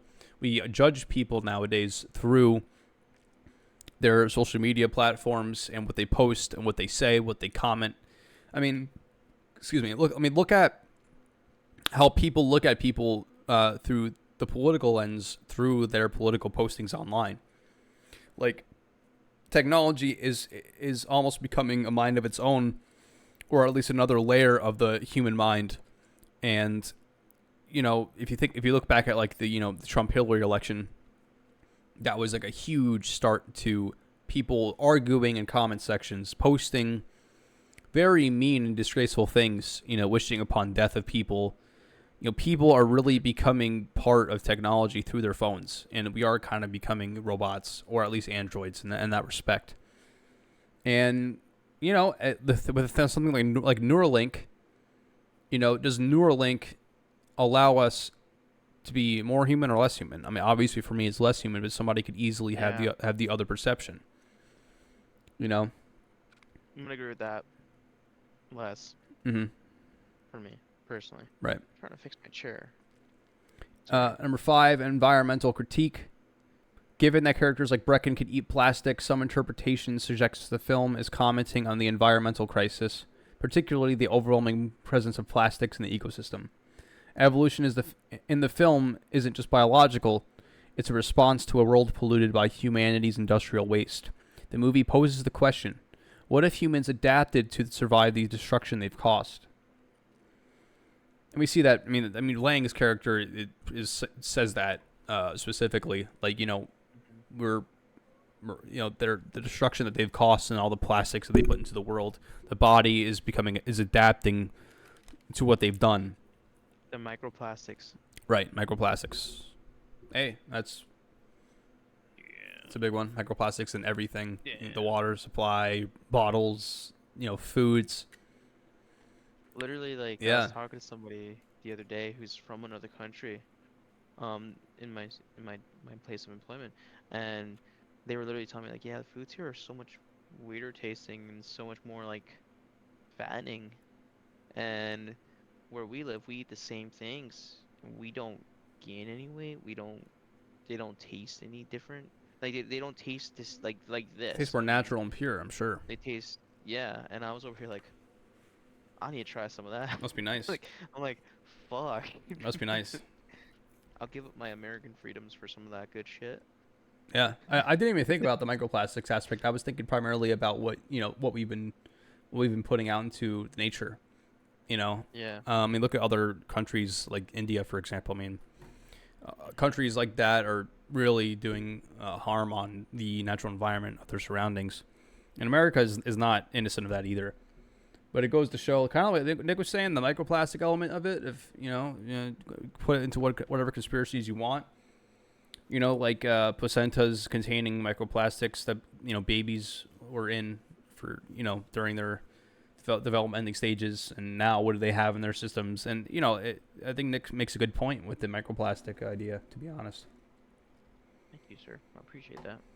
6. Pain is pleasure. A central theme is the relationship between pain and pleasure, with surgery becoming a sensual, almost erotic act. This inversion speaks to the broader cultural desensitization to violence and in search for new extremes in both physical and emotional experiences.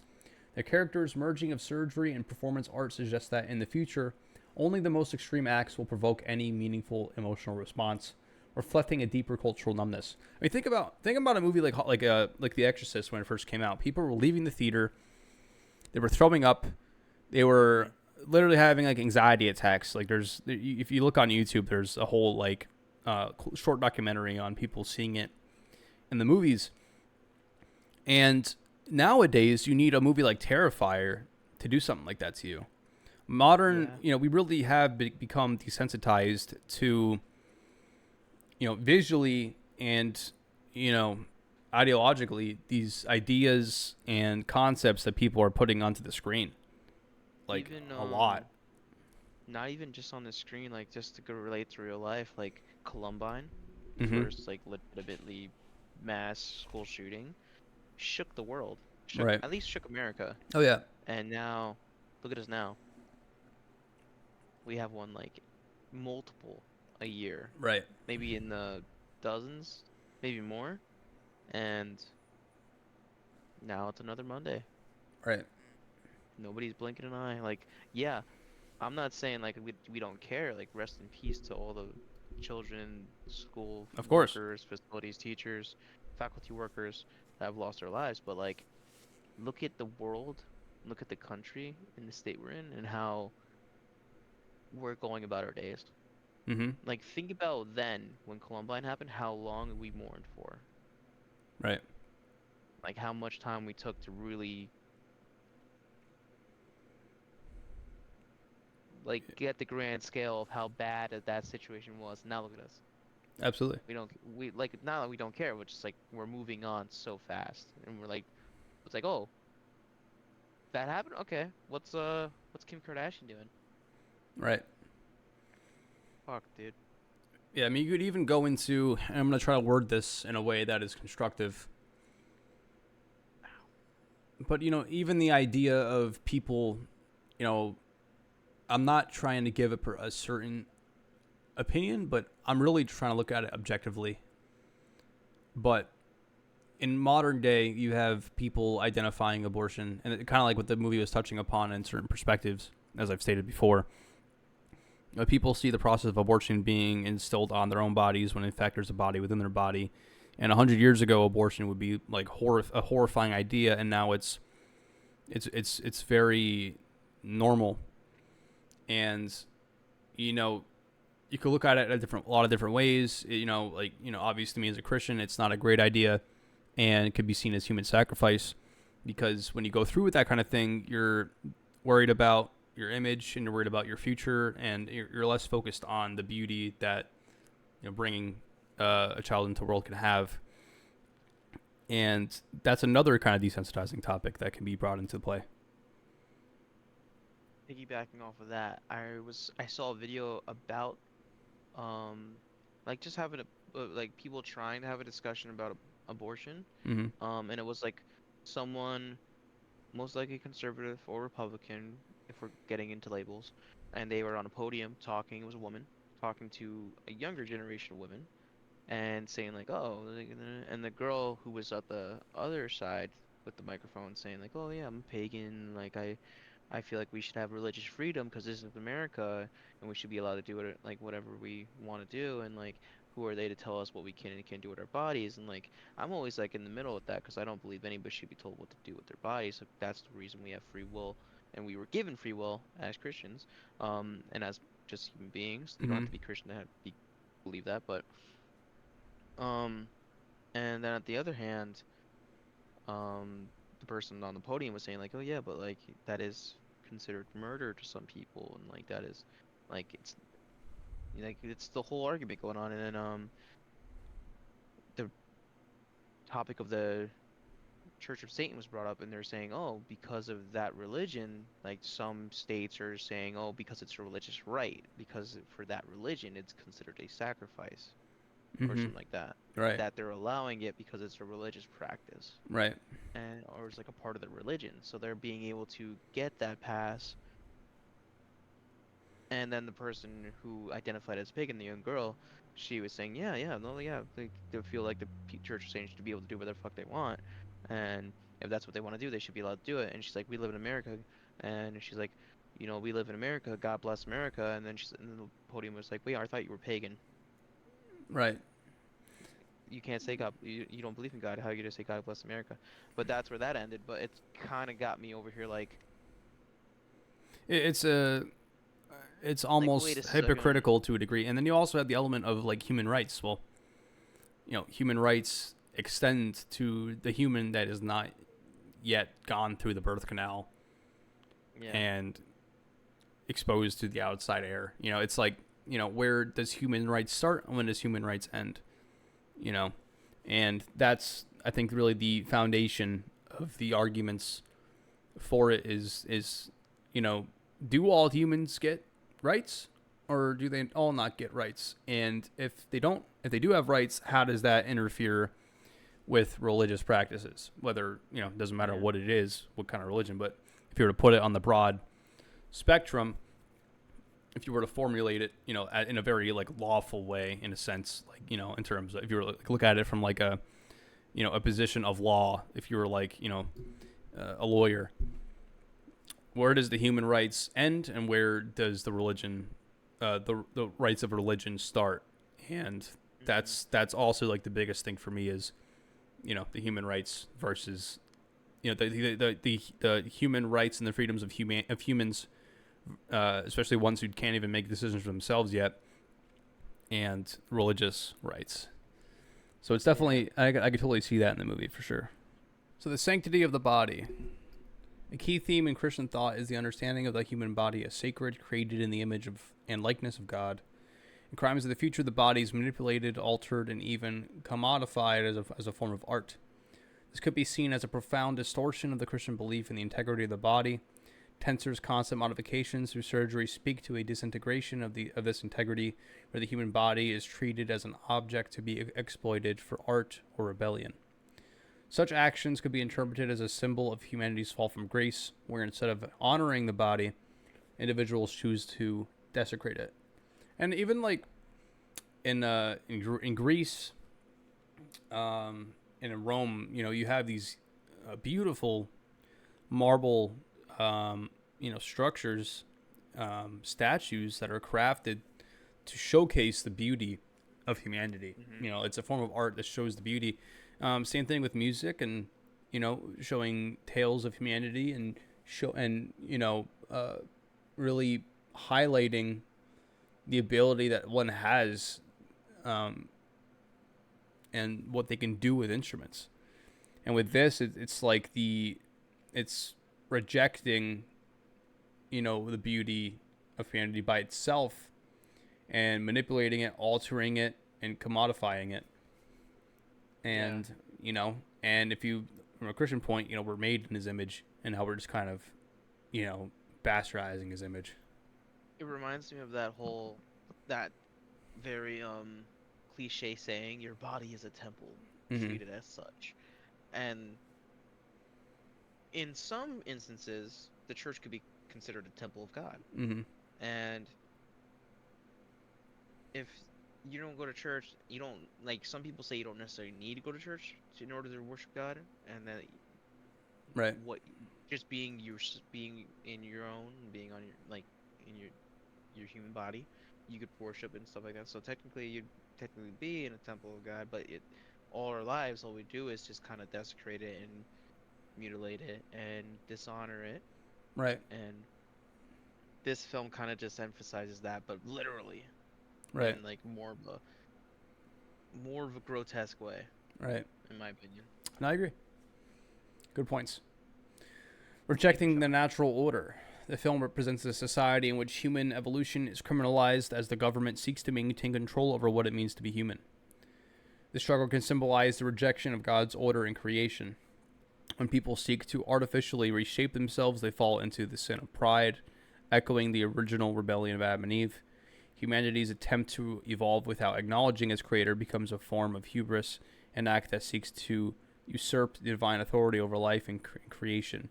The film's narrative, where people engage in extreme bodily modifications, could reflect this rebellion against God's design. And definitely, I mean, if you, even if you identify there being a God, there is a creator. Hmm. And going against the creator is is a form of rebellion. And pride that you have saying, well, I could do whatever I want with myself, my own body, it's mine. Even though it was created by another, this is mine, this is who I am, this is what I control.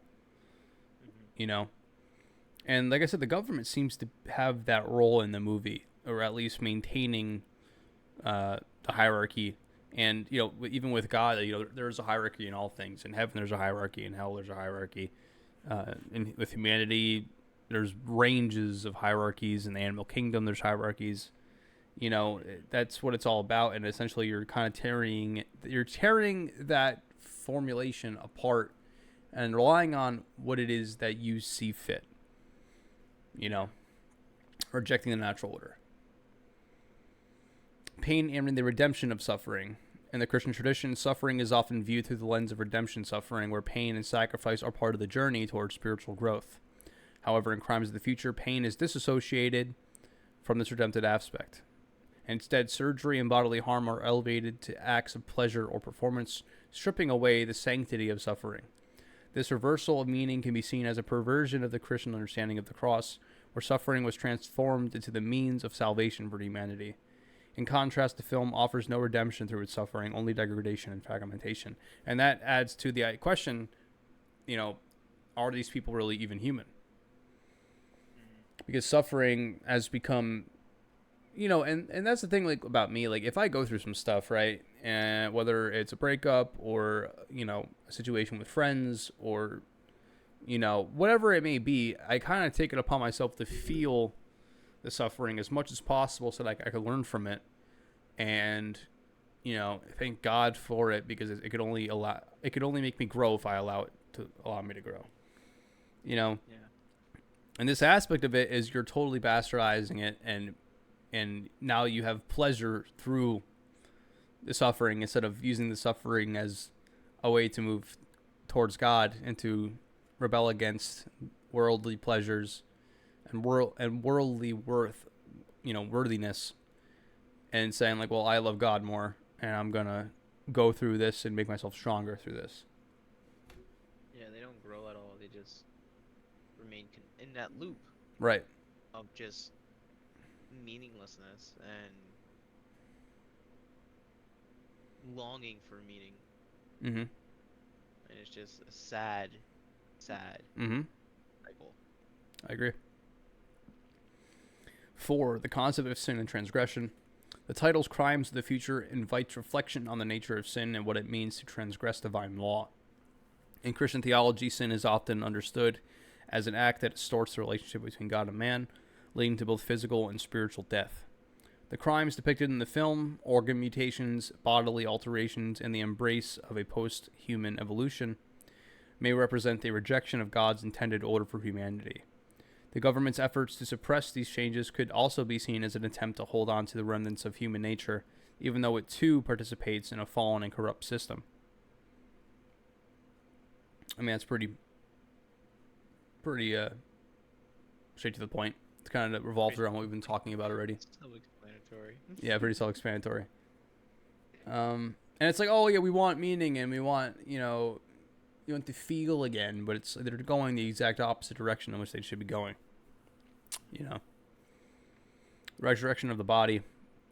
Christians believe in the resurrection of the body at the end of time, where the body will be restored and glorified, freed from corruption. In Crimes of the Future, the human body is portrayed as increasingly fragile, mutable, and subject to manipulation.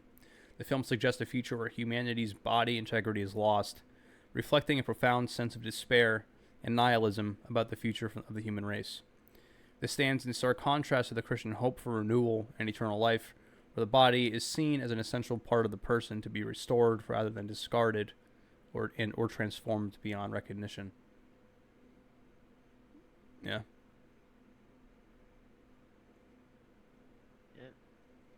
And the last one I have for this kind of theme is the temptation of false freedom. The pursuit of ultimate freedom, particularly freedom from the constraints of the human body, is a central theme in the film. However, this quest for liberation results in greater alienation and more ambiguity. From a Christian perspective, true freedom is found not in the abandonment of the body or moral law, but in communion with God and adherence to his will. The film's depiction of characters who seek freedom through body mutilation serves as a cautionary tale, showing how the rejection of divine order leads to not liberation, but to enslavement to sin and self-destruction. That's pretty much exactly what we've been talking about. You're moving away from God through the ways of bastardizing yourself, your community, your spirituality, and now you've practically lost everything that makes you a human being created in God's image. And yeah. So I have some more notes here regarding some actual details that are provided by the director, some actors. I actually have another perception here that can be taken. So Saul Tensor can be a representation of Cronenberg. Him giving everything that he could to his audience, opening himself up and giving the most intimate parts of himself, even his deep insides. Offering his parts to the audience and is thus vulnerable to rejection, judgment, misunderstanding, and anger and criticism. The model of a passionate artist. Through the story, you see perhaps the character sees an allure to, quote, the big time, perhaps uncomfortable being involved with the actions and route that these big time people may lead him towards, but is promised success and is eventually lured in. And at first, the character was one of the most human characters until he gives in and may even be the new leader of this rogue group once led by Lang. I mean, you see that a lot in Hollywood. I mean, you have actors who are very pure of heart, and then they're just led towards the Hollywood life, and kind of go down the route in which they've been, against, or perhaps they just end up in a place in which they don't even truly identify themselves anymore. I'm trying to think of someone who I could think, like, I remember who's done it. Mm-hmm. But off the top of my head, I'm thinking of, like, the opposite. I'm thinking of Cat Williams. Because he was in that superstardom level as a comedian. Right. And now he's kind of like, now he's doing like B movies and stuff. And like, he's always talking about, I don't want to sell out. I don't wear dresses. I don't do this. I don't do that. And he's like, I'll never will. Right. And he's essentially like blacklisted now from a lot of big time movies because of it. And you're not wrong. it's completely the opposite trajectory that we're talking about, but to see people go and end up doing those kinds of things, like we've seen, like Countless others. Jimmy Fallon, he has that whole skit where he literally dresses like a teenage girl, has makeup on, a wig and a dress and everything, and he, like, it's a whole skit, but like it's something that someone like Cat Williams said they will never do or touch. And then we have the one with like John Cena, I think just recently. Yep. In a movie he just did, where he just completely transformed. Tensor feels like almost an outcast due to newer artistic sensations and ultimately makes the jump to the autopsy to take a bigger step. Ultimately, the biggest step. It could be metaphorical for the director feeling a bit like an outcast himself with newer and younger directors coming into the film world. That's why you kind of see him, like I was saying before, Tensor's kind of dressed as a social outcast. He's like a monster covering himself, Yeah. like the Hunchback of Notre Dame almost, perhaps due to the fame or self-judgment or both.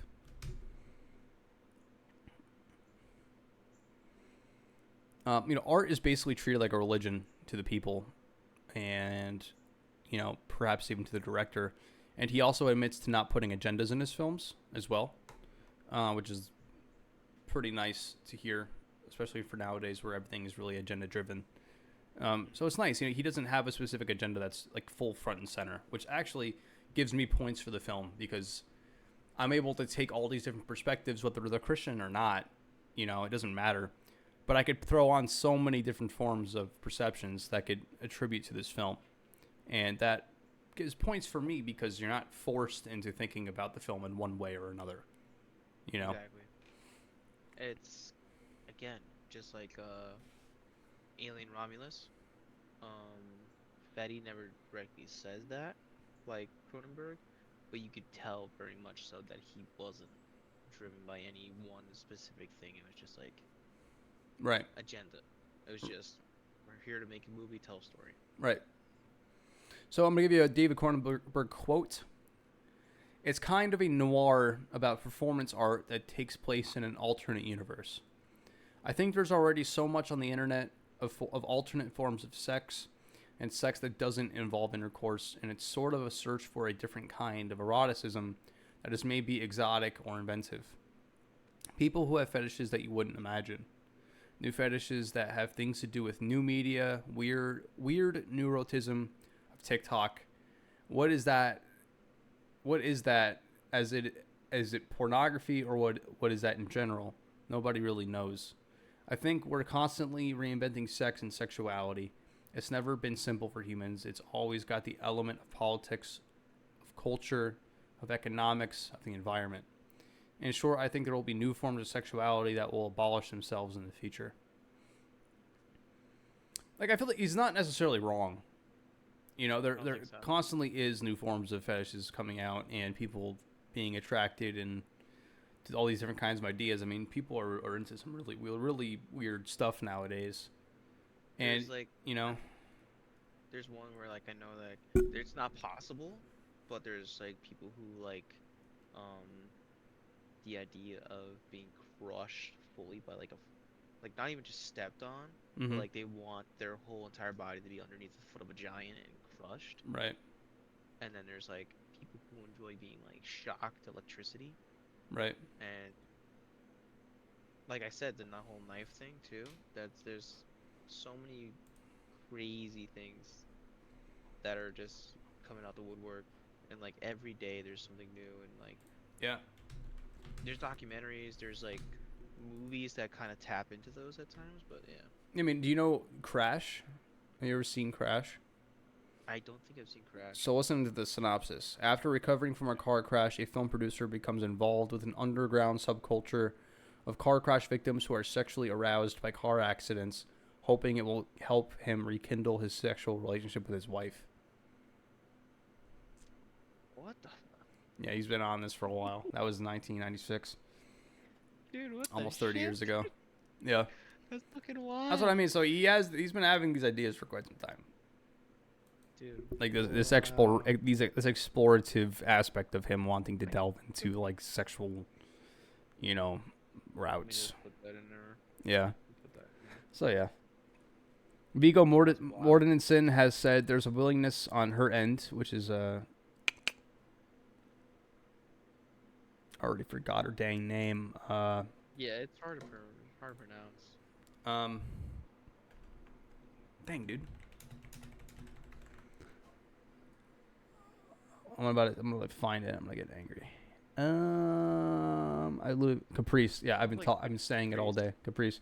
There's a willingness on her end, Caprice's end, to sacrifice her own creative individual ambition for the sake of the physical well-being of her creative and life partner. There's a certain transformation or transfiguration that takes place at the end. So even like when she's, falling deeper into this world, as we see, going to these parties and going home to the apartment with, the main woman and like manipulating her own body. Like at the end of the day, she still cares for Tensor more, and they obviously have this connection, almost romantic connection, which you don't see anymore in this world. And that's what I was saying. Like, it seems like they're borderline fighting for and against this new movement. Yeah. They're torn. Yeah, Conflicted. that's what I would say. Search your feelings, Anakin. Here's another David Cronenberg statement. It's the last thing I got about the film for the 2022 Cannes Film Festival. Crimes of the Future is a meditation on human evolution, specifically the ways in which we have had to take control of the process because we have created such powerful environments that did not exist previously. Crimes of the Future is an evolution of things I have done before. Fans will see key references to other scenes and moments from my other films. That's a continuity of my understanding of technology as connected to the human body. Technology is always an extension of the human body, even when it seems to be very mechanical and non-human. A fist becomes enhanced by a club or a stone that you can throw, but ultimately that club or stone is an extension of some potency that the human body already has. At this critical junction in human history, one wonders, can a body evolve to such problems we have created? Can the human body evolve a process to digest plastics and artificial materials, not only as a part of a solution to the climate crisis, but also to grow, thrive, and survive? So it's revolving around what we've been like already talking about, but he's very curious about this idea, and I get it. I do get it. I can't say anything to his previous films and finding similar themes because I haven't really watched those particular movies like Crash. I really haven't seen much of his work besides the Russian Mob one I was telling you about, Eastern Promises. That one sounds insane. That one's fun. That one's a really good one-time watch. Really solid. I recommend it if you ever need like a reset. But yeah, man. I mean, listen, I gave this movie a 4.5 out of 5. The reason why I gave it such a high score is kind of a concoction, like a cocktail of things. The general themes that are presented on screen are both obvious and a bit ambiguous, and that by itself is like a big thing for the majority of the film is the ambiguity and the obvious. This combination of the known and the unknown, and like Nick was saying, you have the letters of the alphabet, but you also have the letters in between that are not given to you. And the reason why I like it a lot is because you don't need to be a certain religion, you don't need to be a certain race. You don't have to have a certain perspective to get something out of the film. Mm-mm.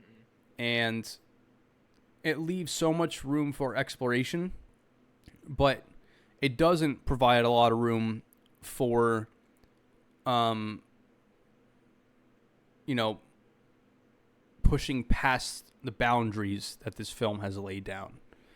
So you're depending on no matter where you've come from and what you believe, this film addresses and instills certain things into its characters and the story, and it's kind of difficult to step outside those boundaries without contradicting the story that you just watched.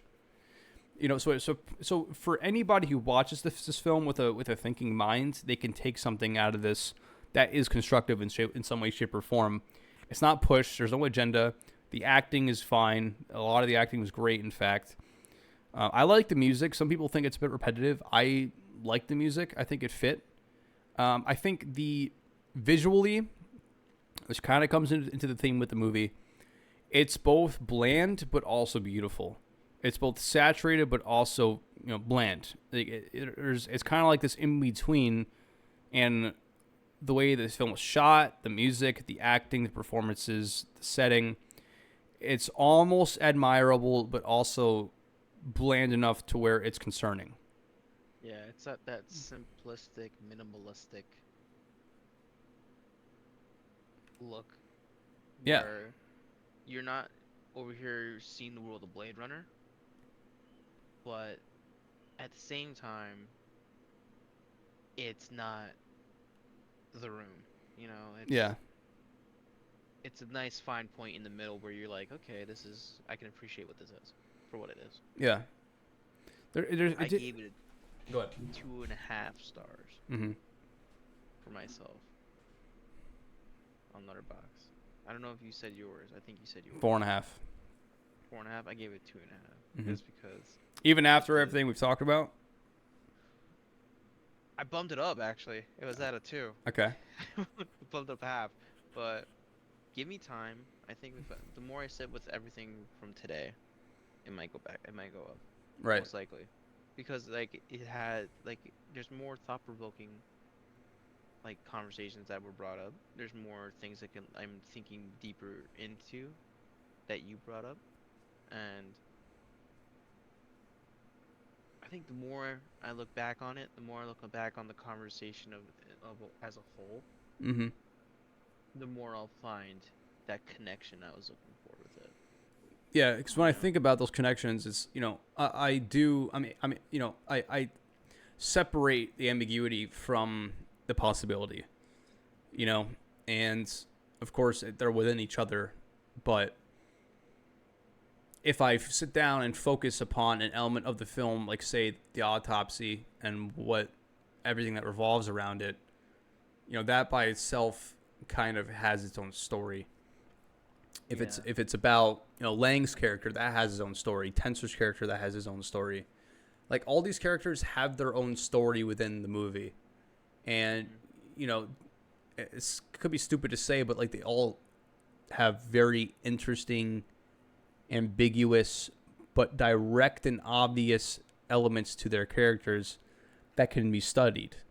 And I do, it is kind of different from what I'm used to. I mean, I've seen deep movies, but this is also deep, but not too deep, but also not too vague. But at the same time, is like everything rolled up into a ball at once. And I just think for anybody who watches this with a thinking mind, you can definitely get some sort of questioning to the human element, a beneficial question to the human element, to questioning your own morals and your own idea of humanity. Like you have Lang's character who is so hell bent on showing the world to his kid, but once you see how corrupt it is at the end of the day, it's too late at that point. And at that point, you're just a stepping stone. It doesn't even matter how you feel anymore. You still supported this agenda, and even brought your kid into it, and now you see its effects on your kid. Like there's so many layers to it. And it's admirable in that way where you can study specific scenes by themselves and get so much out of them. As ambiguous, yeah, you could take it apart. It's so ambiguous, but also like very meaningful at the same time. It really is, and that's why it's such an attractive film for me. But also, like, I wouldn't watch it all the time. I couldn't. That would take a toll. Yeah, like I would always say like like your favorite movie, your highest rated movie is like a movie you could watch every day. Like obviously this is not gonna be like a favorite movie of mine, but I could rate this at a 5 stars if I wanted to, but maybe watch it once every 3-4 years. But the reason why it's not 5 stars is for like again the reasons that Nick gave. It's a little too ambiguous. It's a little too vague. But the reason why it's so high for me is due to those reasons, but also because of how much the movie contains, and each of their characters and each of their scenes in particular.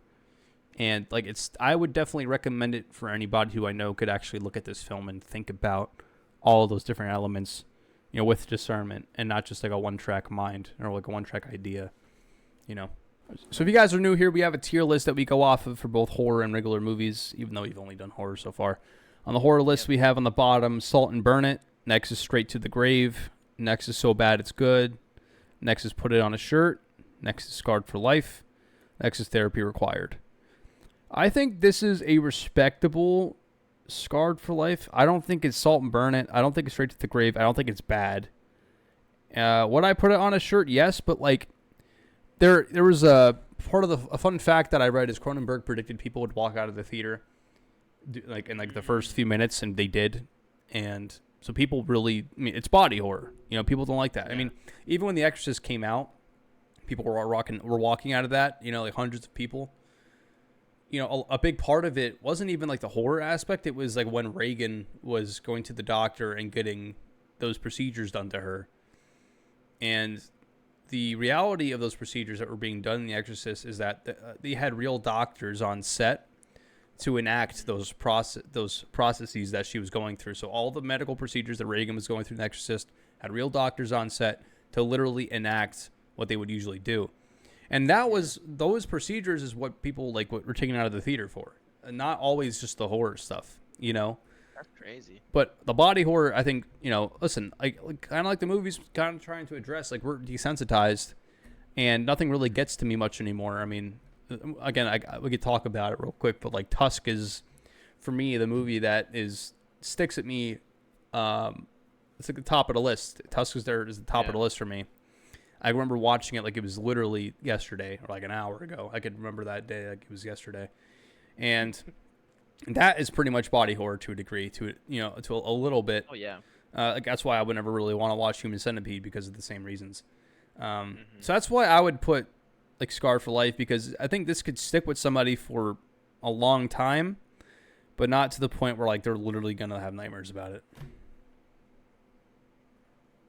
I agree with that. I respect that. It makes sense. That's valid. That's a valid reason for that. For me, I'm gonna have to go a little bit lower. I'm gonna put on a shirt. For my obvious reasons, that I've stated before. It'd be a cool shirt. But I feel like it would be a sick ass, kick ass shirt. You know, I feel like it would look dope. Done right, it would look sick. Like you just have the name Crimes of the Future. Right. And like then you could just have like the arms of the machine. Right. I forgot what it's called. Just coming down, and then at the very bottom of the shirt, and like it's all black. Just a black shirt this. The title, the arms, and then the cocoon looking thing that they have, and that's just a shirt right there. Right. And I feel like that would be a kick-ass shirt. I'm copywriting, trademarking that in case anybody's listening. But that would be sick. I feel like that would be dope. But yeah, it was a good time. Going through this review with Jacob, it did open my eyes a little bit more. It did give me more to think about, and I did raise my rating of it up to 2.5. Where is? No. I'll put it up to I think a 3. Let me see. So we moved up an entire star. We moved up an entire star just based on based on having a conversation. Right. It's now a 3.5. Okay. 3.5, because even just a minute ago when I said I gave it like a 2.5, I started thinking about it really, like just really getting into it and thinking about it more and being like, aside from the things I didn't like, what did I like and how did that affect me overall? Mm-hmm. And just building on top of what you've stated and what you've brought to it in your analysis, I'm like, shit, I never thought of it that way. I never looked at it from those perspectives. And now I wouldn't watch it again right away. Maybe like 5 years down, I'll watch it again with those new perspectives, that new outlook, and I'll be like, okay, it's a pretty good time. Right. But yeah, I'll say 4.5 or 3.5. 3.5. Sorry, 3.5 stars. That's a big jump from 2. Yeah. Yeah.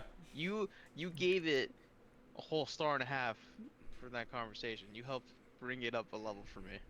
Gotcha. And that's another thing for you people watching. If we're able to do that for you with movies that you've seen, if you maybe saw a movie and you're just watching our reviews after the fact and you want to get, like, maybe there's something you didn't miss or something you didn't think about or something you wanted to know, if we're able to affect your perspective and your thought process and how you felt about a movie, then, you know, that makes us feel pretty cool too. Let us know. Yeah. Drop a comment. Below. Yep. Let us know where you would rate it out of 5 stars. Let us know where you put it on our tier list. Yes.